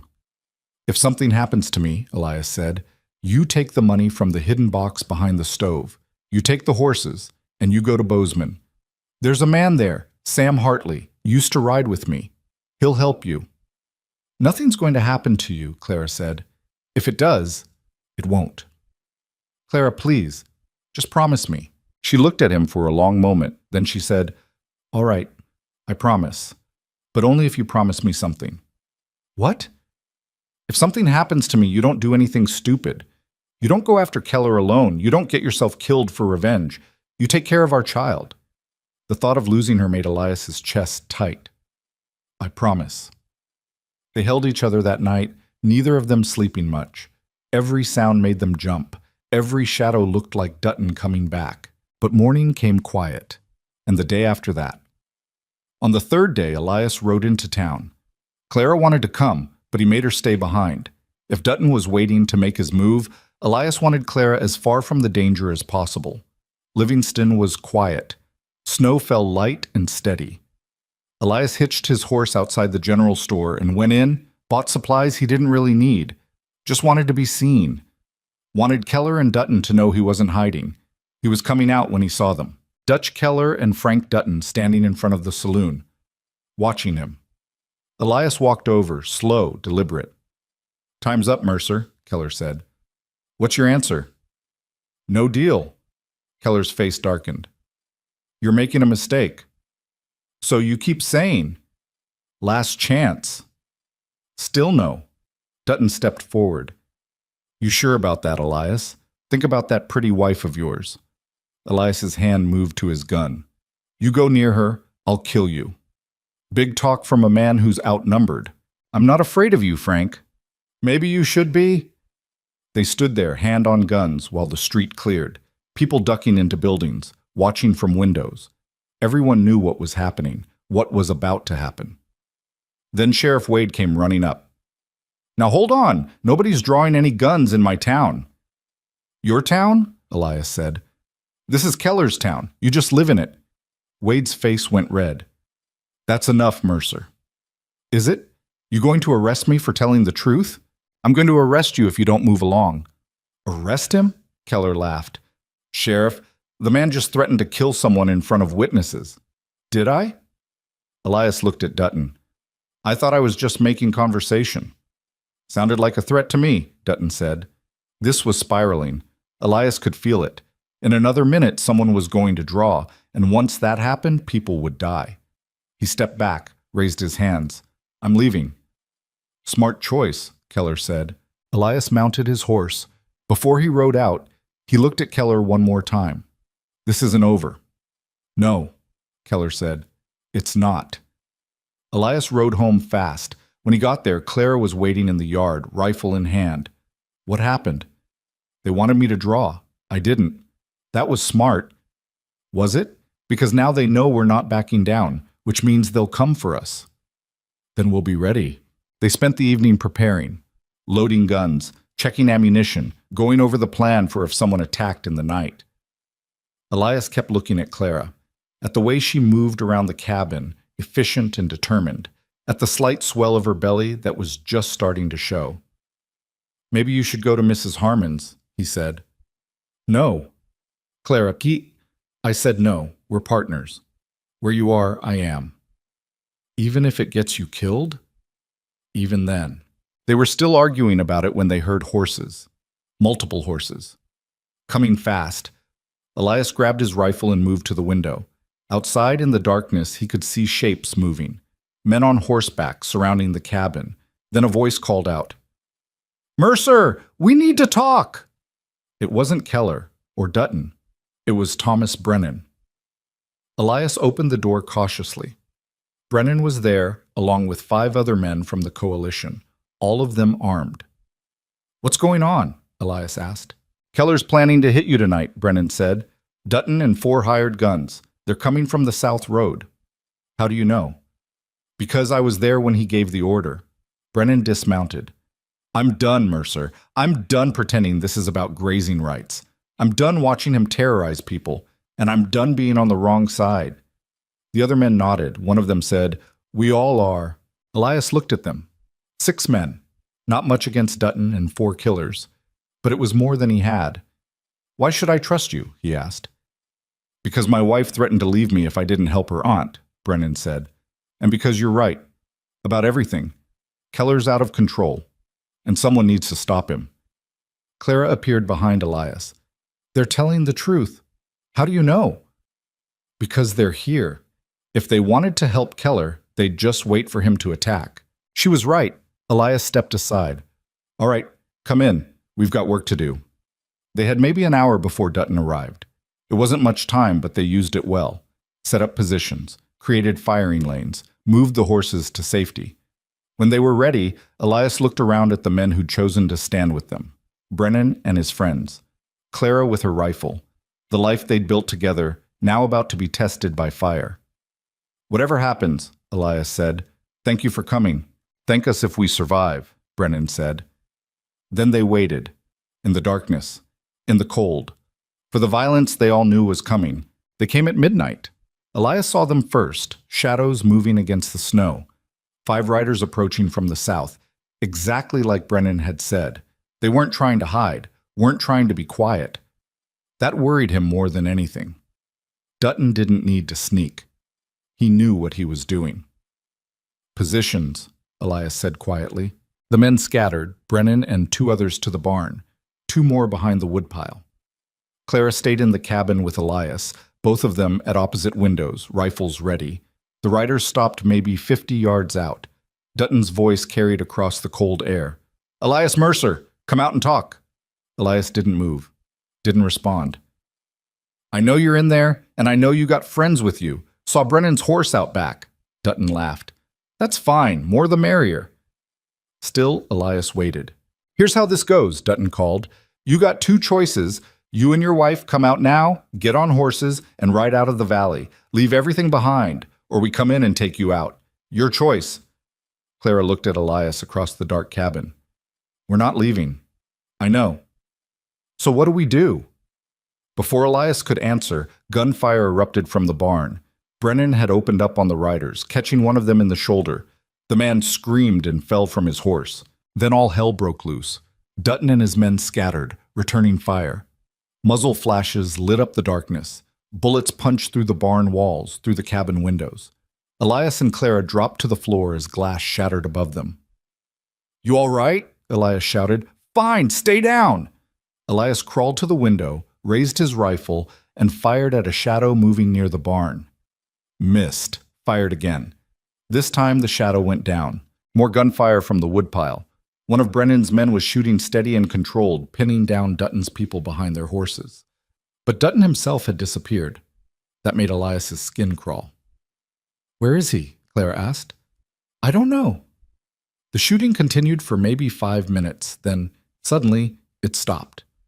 Silence fell across the yard, broken only by the moaning of the wounded man Brennan had shot. Elias scanned the darkness, looking for movement. Nothing. Then smoke started rising from the barn. "No!" Brennan shouted from inside. "No, no, no!" Fire. Dutton had circled around and set the barn on fire. "Get out of there!" Elias yelled. Brennan and his men came running out, silhouetted against the flames. Dutton's remaining gunmen opened fire immediately. One of Brennan's friends went down hard. Didn't get up. Brennan made it to the cabin, crashed through the door, blood streaming from a gash on his forehead. "He's burning everything. How many men does he have left?" 3, maybe 4. I hit one for sure. The barn was fully engulfed now, flames reaching high into the night sky. The cattle inside were screaming terrible, inhuman sounds. Elias felt sick. "We have to get them out," Clara said. "It's too late." Elias, "It's too late." He grabbed her shoulders. "The barn's gone. If we go out there, we're dead too." Clara looked at him with tears streaming down her face. Then she pulled away and raised her rifle. "Then we make him pay for it." She moved to the window and started firing, methodical, controlled.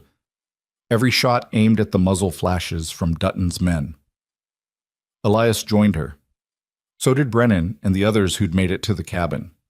They poured fire into the darkness, and slowly, Dutton's men stopped shooting back. Either they were dead or they'd retreated. The barn burned for another hour. They watched from the cabin windows, helpless, as years of work turned to ash. The cattle, the hay stores, the equipment, everything. When the fire finally died down, the sky was starting to lighten. Dawn was coming. "Is it over?" Brennan asked. "No," Elias said. "Dutton's still out there." "How do you know?" "Because he wouldn't leave a job unfinished." As if to prove the point, a bullet smashed through the window, missing Clara's head by inches. She dropped to the floor. "Still here, Elias," Dutton shouted from somewhere out in the darkness. "And I'm not going anywhere until we finish this." Elias helped Clara up. "You hit?" "No, but that was close." She was shaking, not from fear, but from rage. "I'm going to kill him myself. Get in line." Another bullet hit the cabin wall. Then another. Dutton was playing with them now, showing he could hit them whenever he wanted. "We can't stay here," Brennan said. "Eventually, he'll just burn the cabin too." "So what do you suggest?" "I go out there, draw his fire, give you a chance to flank him." "That's suicide." "You got a better idea?" Elias didn't. He looked at Clara, who was reloading her rifle with shaking hands. At Brennan, bleeding and exhausted but still ready to fight. At the other men huddled in the cabin, scared but holding their ground. "There's another way," Elias said slowly. "What?" "Dutton knows me, knows how I think, so I give him what he expects." Elias stood. "I go out the front. Make it look like I'm trying to run. He'll focus on me. While he's distracted, the rest of you hit him from the sides." Clara grabbed his arm. "That's insane. It's the only way." "Then I'm coming with you." "Clara, you're pregnant." "I don't care." Her eyes were fierce. "We're partners. You go. I go." They stared at each other. Then Elias nodded. "All right. Together." Brennan started to object, but Elias cut him off. "Get into position. Give us 2 minutes, then open fire on wherever he's shooting from. Don't stop until you're sure he's down. And if we hit you by mistake, try not to." Elias and Clara moved to the back door. Elias's heart was hammering so hard he could hear it.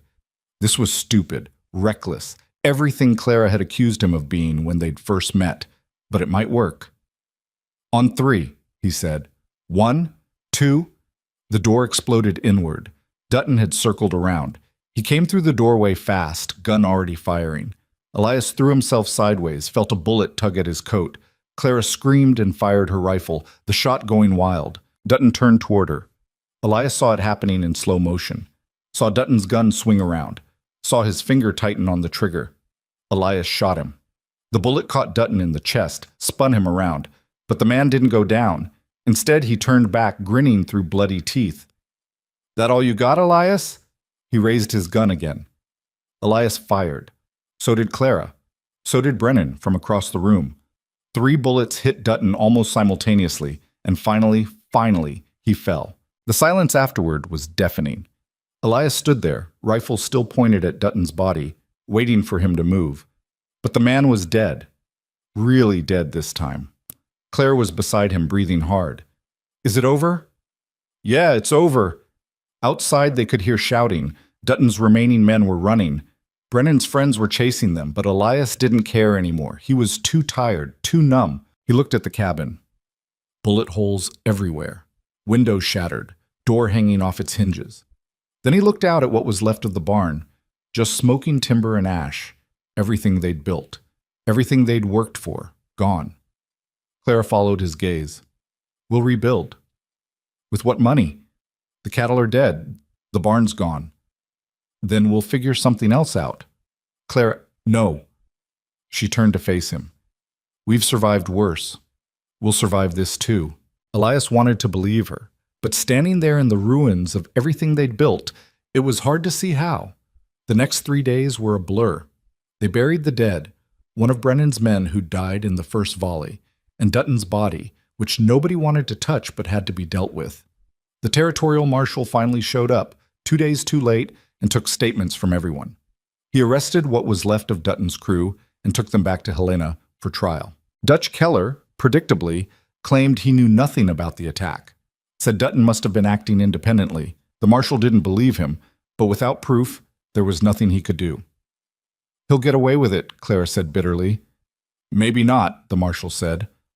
"I'm opening a full investigation, and with Brennan and the others willing to testify about the coalition's activities, I might be able to build a case. Might. It's better than nothing, ma'am." After the marshal left, Elias and Clara stood in the yard, looking at the wreckage. The burned barn. The frozen cattle carcasses they'd have to deal with soon. The cabin that needed repairs they couldn't afford. "What do we do now?" Clara asked. Elias didn't have an answer. That night they lay in bed, both too exhausted to sleep. Clara's hand rested on her belly, and Elias put his hand over hers. "Baby's still moving," she said. "Good. We're going to be all right, Elias." "You keep saying that." "Because it's true." "How do you know?" Clara rolled over to face him. "Because we're still here. We're still together, and that's all that matters." Elias pulled her close. I'm sorry.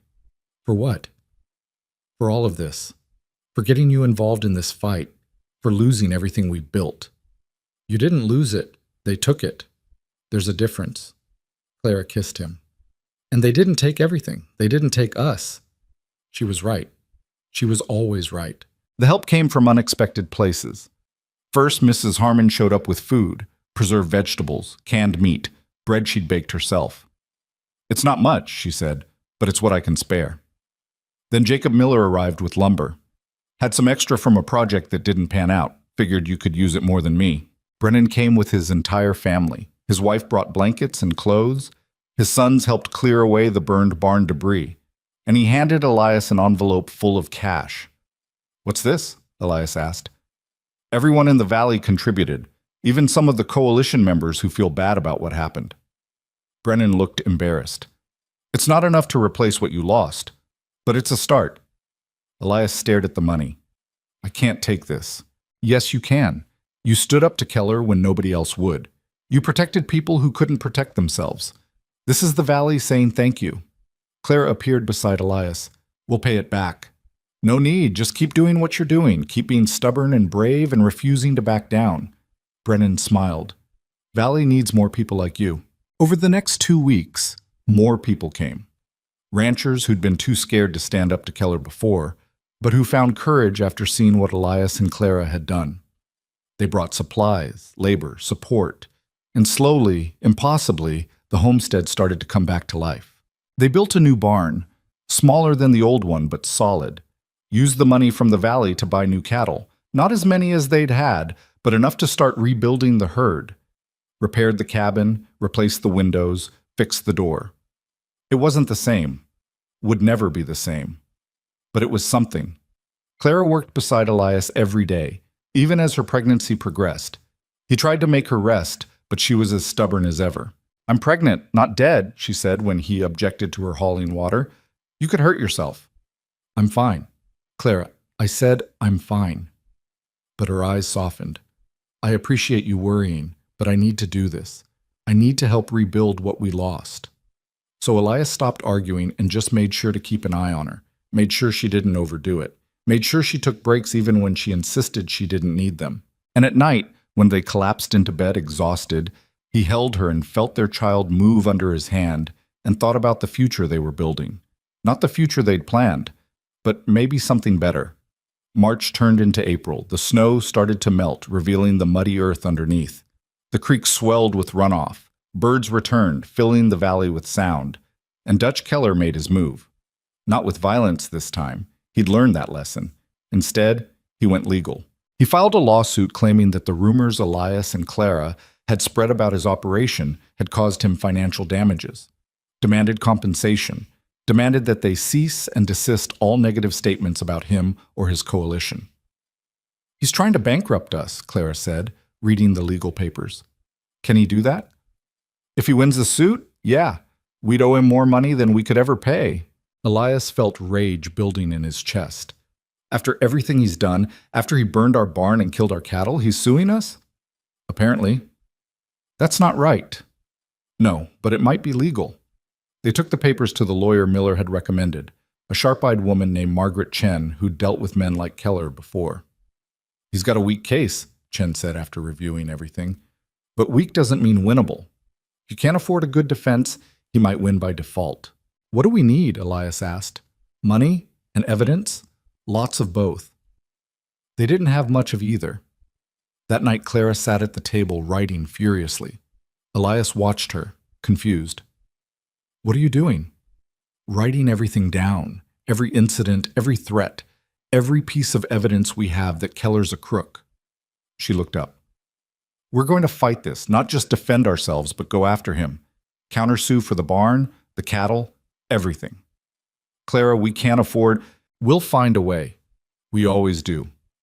Over the next month, Clara became obsessed. She documented everything, interviewed everyone, built a case against Keller that was so thorough it made the lawyer's eyes light up. This is good, Chen said. This is really good. With this evidence, we might actually win. Might? Litigation is unpredictable. But you've got a solid case for damages. And if the territorial marshal's investigation turns up criminal charges, that'll help your civil case too. The trial was set for June. That gave them 2 months to prepare. 2 months of stress and worry and sleepless nights. 2 months of Clara getting bigger, moving slower, but refusing to stop working on the case. 2 months of Elias trying to keep the ranch running while watching his wife wear herself down to nothing. "You need to rest," he told her one night. "I will, after the trial. The baby is fine. The doctor checked last week." "Clara, please." She looked up from her papers. "What?" "I'm scared." "Of the trial? Of losing you? Of something happening to the baby? Of all of this being too much?" Clara set down her pen and came to him, took his face in her hands. "Hey, look at me." He did.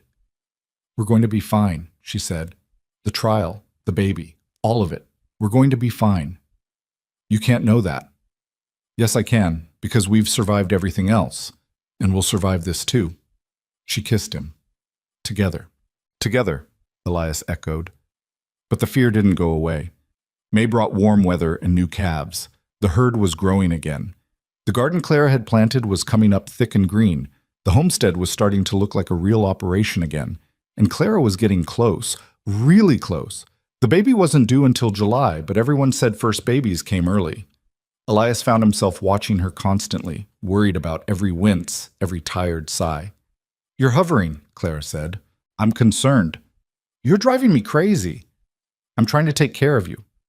"I don't need taking care of. I need you to stop looking at me like I'm made of glass." They argued about it constantly. Clara wanted to keep working on the trial preparation. Elias wanted her to rest. Neither of them would back down. Finally, Mrs. Harmon intervened. "You two are going to argue yourselves to death," she said, marching into the cabin uninvited. "Clara, you need to slow down. Elias, you need to stop treating her like an invalid. Both of you need to remember you're on the same side." They stared at her. "Now, Clara, you're going to let me help with the trial paperwork. And Elias, you're going to focus on the ranch and stop micromanaging your wife's pregnancy. Agreed?" "Agreed," they said in unison. Mrs. Harmon smiled. "Good. Now, Clara, show me what you've been working on." With Mrs. Harmon's help, the trial preparation became manageable. Clara could focus on the big picture while the widow handled the details. And Elias could breathe again, knowing his wife wasn't doing everything alone. The trial started the first week of June, in the courthouse in Livingston. The whole valley showed up to watch. It felt less like a legal proceeding and more like a public reckoning. Keller sat at the plaintiff's table, looking confident and well-dressed. His lawyer was expensive, slick, the kind of man who could make lies sound like truth. Elias and Clara sat at the defense table with Margaret Chen. Clara's belly was huge now, and she looked exhausted, but her eyes were fierce. "You ready?" Chen asked. "Let's finish this," Clara said. The trial lasted 3 days. Keller's lawyer painted Elias and Clara as troublemakers who'd spread malicious lies to damage a respected businessman's reputation. Presented financial documents showing the losses Keller had suffered. Made it sound like they were vindictive outsiders attacking a pillar of the community. Then it was Chen's turn. She dismantled Keller piece by piece, brought out witness after witness, ranchers he'd threatened, people he'd cheated, the widow Harmon with her story about the barn fire. Presented Clara's meticulously documented evidence of every crime, every threat, every abuse of power. And she brought up Dutton, the hired killer, the attack on the Mercer homestead. "Mr. Keller claims he knew nothing about this," Chen said, "but the evidence shows a pattern of intimidation and violence against anyone who opposed his coalition. The evidence shows that Frank Dutton was hired by Mr. Keller specifically to eliminate opposition. And the evidence shows that when legal methods failed, Mr. Keller resorted to murder." Keller's lawyer objected. The judge sustained it, but the damage was done. On the third day, the territorial marshal testified. Said his investigation had turned up evidence of criminal conspiracy, fraud, and attempted murder. Said charges were being filed against Keller and several of his associates. The courtroom erupted. When the judge finally restored order, he looked at Keller with pure contempt. "I'm dismissing the plaintiff's suit," he said, "and I'm awarding damages to the defendants in the amount of $5,000 to be paid by Mr. Keller for the destruction of their property. Keller shot to his feet. "This is outrageous. I demand—" "You're in no position to demand anything, Mr. Keller. In fact, given the marshal's testimony, I'm ordering you to remain in the jurisdiction pending criminal charges. Bail is set at $10,000. Keller went pale. They'd won. Outside the courthouse, people mobbed them, congratulating them, thanking them. Brennan was grinning like a fool. "You did it," he said. "You actually did it." "We all did it," Clara said. "Everyone who stood up, everyone who testified. Still, you started it, you and Elias." Brennan shook their hands. "The Valley won't forget this." Elias and Clara walked back to the wagon together. Clara was moving slow, one hand on her belly. "You all right?" Elias asked. "Just tired and ready for this to be over." "It is over.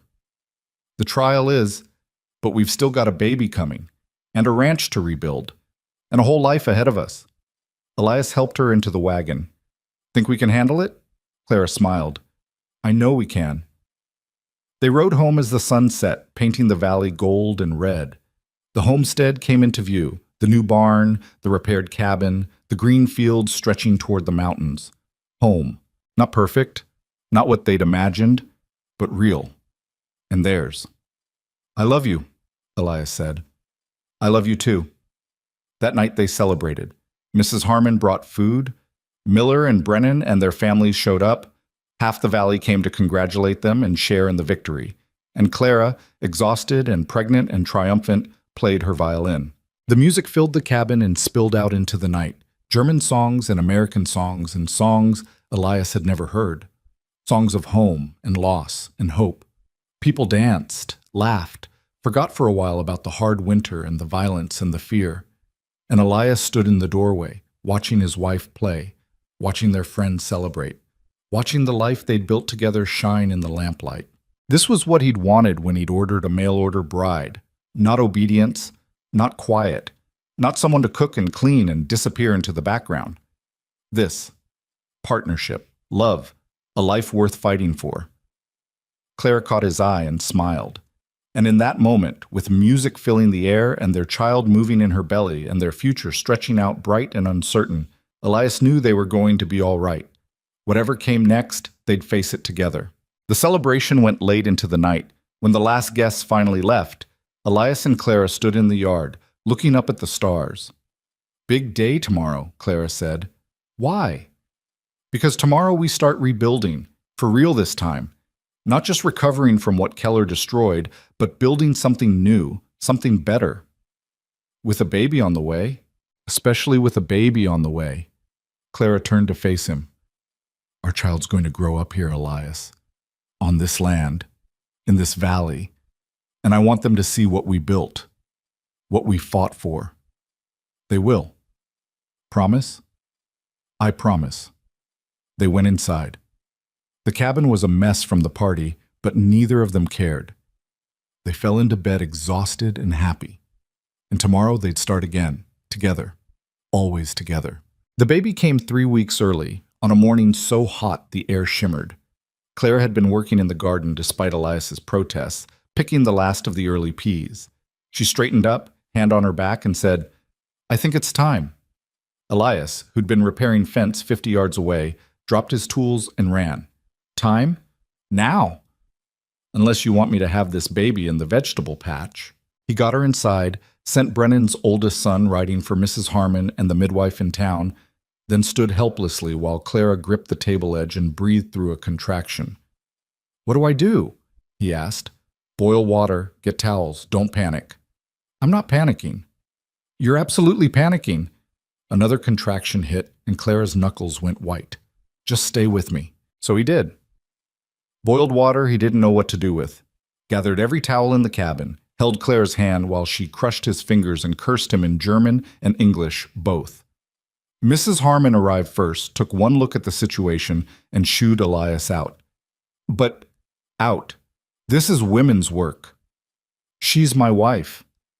And she'll still be your wife after the baby comes. Now get out of the way before I throw you out." Elias retreated to the porch, where Brennan had shown up with his wife. They sat with him while the sun climbed higher and the sounds from inside the cabin got worse. Clara screamed, then screamed again. Elias shot to his feet. "I should be in there. You should stay right here," Mrs. Brennan said firmly. "Trust me, you don't want to see this part.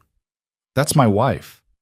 Which is exactly why you should let the women who know what they're doing handle it. Hours passed. The midwife arrived and went inside. More screaming. Elias paced the porch until he'd worn a path in the wood. Then, finally, a different sound. A baby crying. Elias froze. Brennan clapped him on the shoulder. "Congratulations!" Mrs. Harmon appeared in the doorway, grinning. "You've got a daughter, and your wife wants to see you." Elias went inside on shaking legs. Clara was in bed, sweaty and pale and exhausted, holding a tiny bundle wrapped in blankets. She looked up when he entered, and her smile lit up the whole room. "Come meet your daughter," she said. Elias crossed to the bed, looked down at the tiny red face peeking out of the blankets.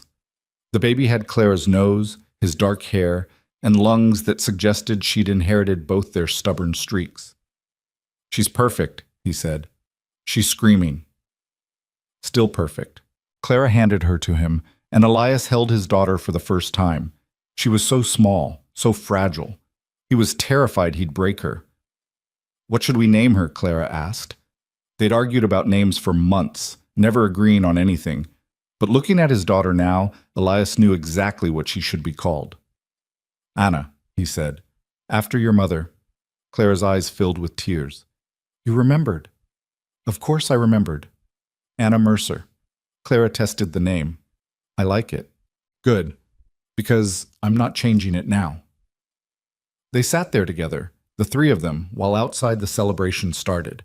Friends arriving, congratulations shouting, someone breaking out a bottle of whiskey that got passed around. But inside the cabin, it was quiet. Just Elias and Clara and Anna beginning the next chapter of their impossible life.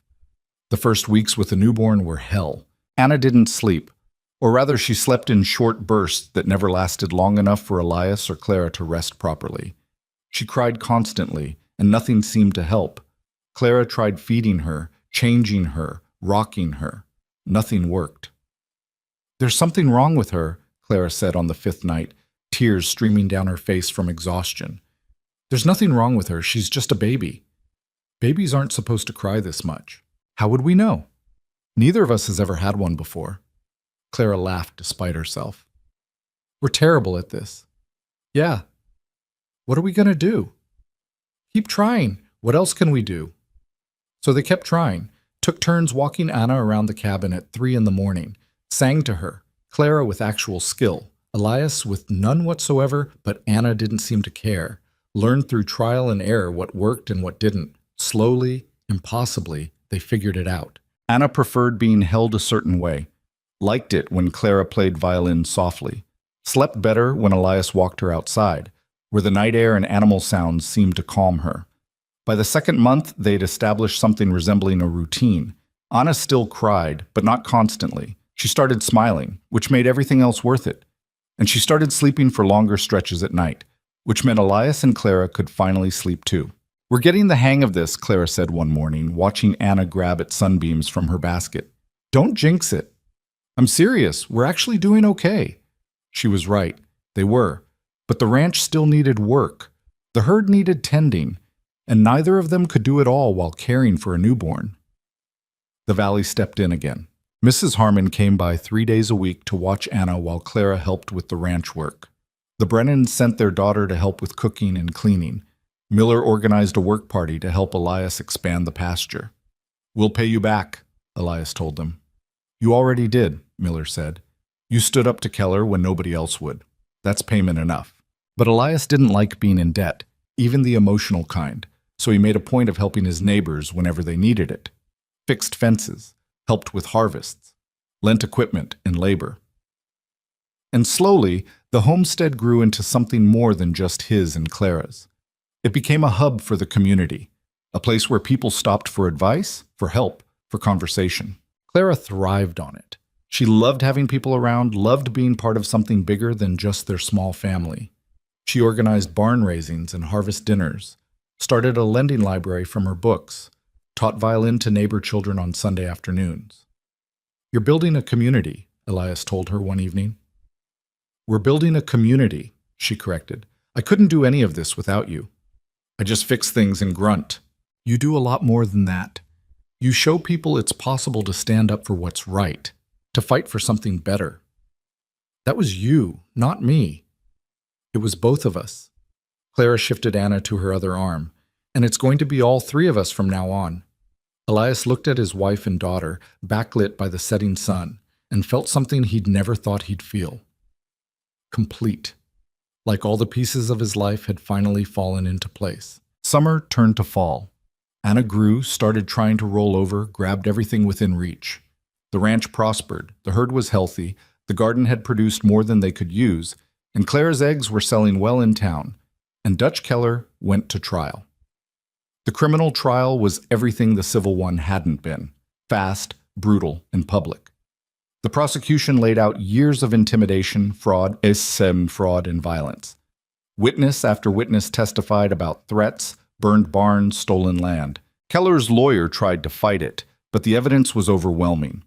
And when Thomas Brennan testified about Keller hiring Dutton specifically to kill the Mercers, the jury's faces went hard.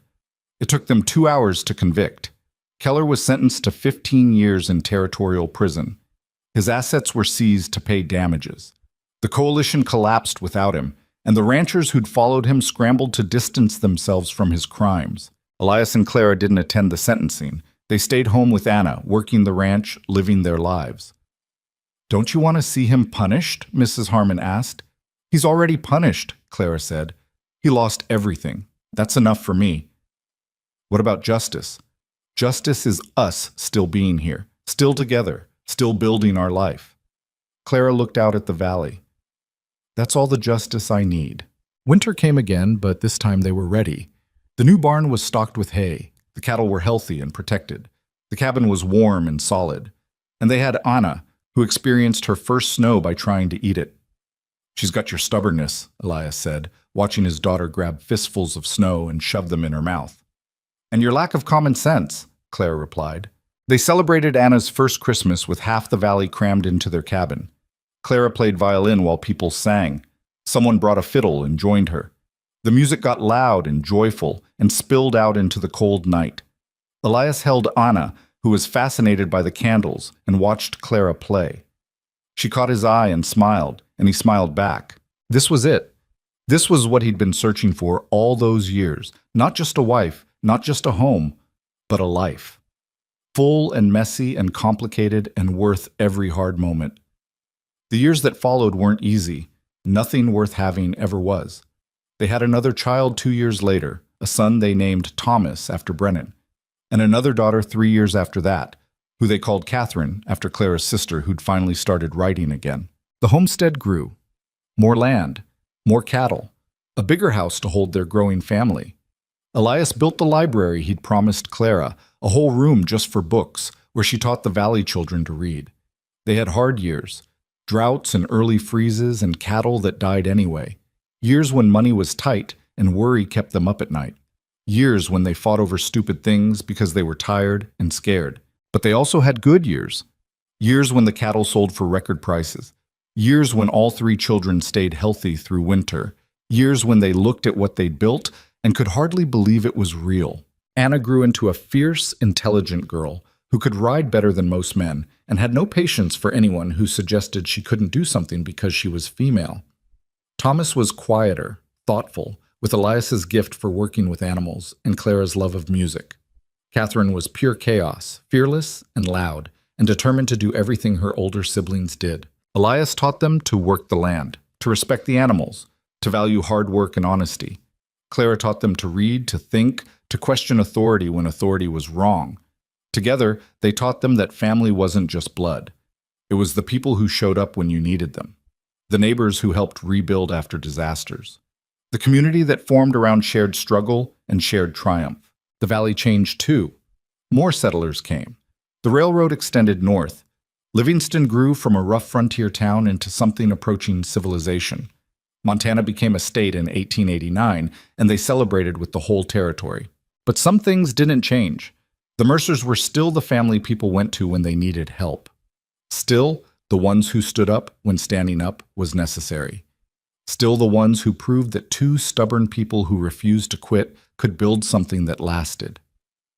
Mrs. Harmon died in the spring of 1895, peacefully in her sleep. They buried her on her own land, overlooking the valley she'd fought to stay in. Half of Yellowstone County came to the funeral. "She was a fighter," Clara said, standing at the grave. "She was," Elias agreed. "We learned that from her." "I think she learned it from you." Clara looked at him. "We learned it from each other, all of us." She was right. The valley had taught them all how to be stronger than they'd been alone, how to build something bigger than individual ambition, how to turn strangers into family. Thomas Brennan died 2 years later in a logging accident. His wife asked Elias and Clara to raise their youngest son, who'd been like family anyway. They said yes without hesitation. "We're collecting children," Elias said as the boys settled into their household. "Good," Clara replied. "The more the merrier." By 1900, the original cabin had been expanded so many times it was hardly recognizable. The homestead sprawled across 500 acres, the herd numbered over 100 head, and the Mercer children, biological and adopted, ran wild across the valley, learning the land the way their parents had. Elias was in his 50s now, gray threading through his dark hair. His hands were scarred from decades of hard work.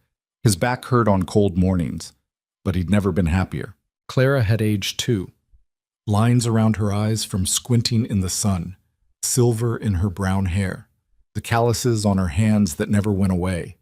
But she still played violin every evening, still argued with him when she thought he was wrong, still looked at him sometimes like she couldn't quite believe they'd made it work. One evening, sitting on the porch while their children played in the yard, Clara said, "Do you ever think about that first day, when I got off the train?" "Sometimes." "What do you think?" "I think I expected someone quiet and obedient," Clara laughed. "You got the exact opposite." "Yeah." "Disappointed?" Elias looked at her.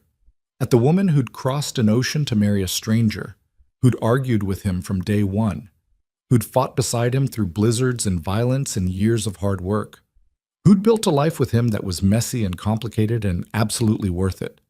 "Not even a little bit," he said. Clara took his hand. "Good. Because you're stuck with me now." "I know. Forever." "I know that too."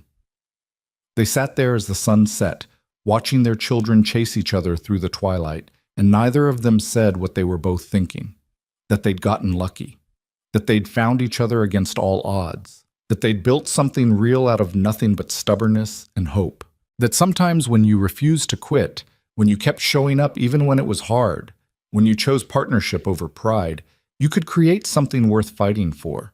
The Yellowstone Valley would tell stories about them for generations, about the mail-order bride who refused to be property, about the silent rancher who found his voice, about the winter they saved their neighbors and the fight they won against a man who thought power meant he could do anything. But the real story was quieter, simpler.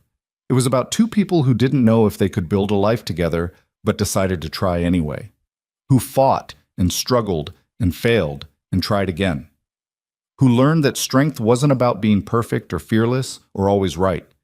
It was about showing up, day after day, year after year, through blizzards and fires and violence and loss, through joy and growth and children and community. It was about partnership. Anna Mercer grew up to run the ranch after her parents died. She married a school teacher from Bozeman and had 5 children of her own. She told them stories about their grandparents, about the winter fight, about the trial, about building a homestead from nothing. Thomas became a veterinarian, the first in the valley, and spent his life caring for the animals his father had taught him to respect. Catherine moved to Helena and became a lawyer, following in Margaret Chen's footsteps. She spent her career defending people who couldn't defend themselves. The adopted children spread across Montana, carrying the Mercer name and the lessons they'd learned. About standing up for what's right, about helping your neighbors, about refusing to quit when things get hard. The homestead itself lasted into the 1950s, when Anna's children finally sold it to a ranching cooperative.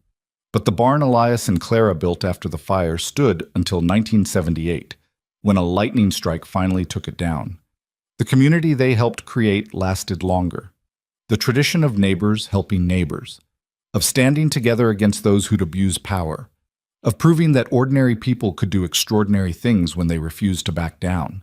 And somewhere in all of that, in the stories passed down through generations, was a truth that Elias and Clara had learned the hard way.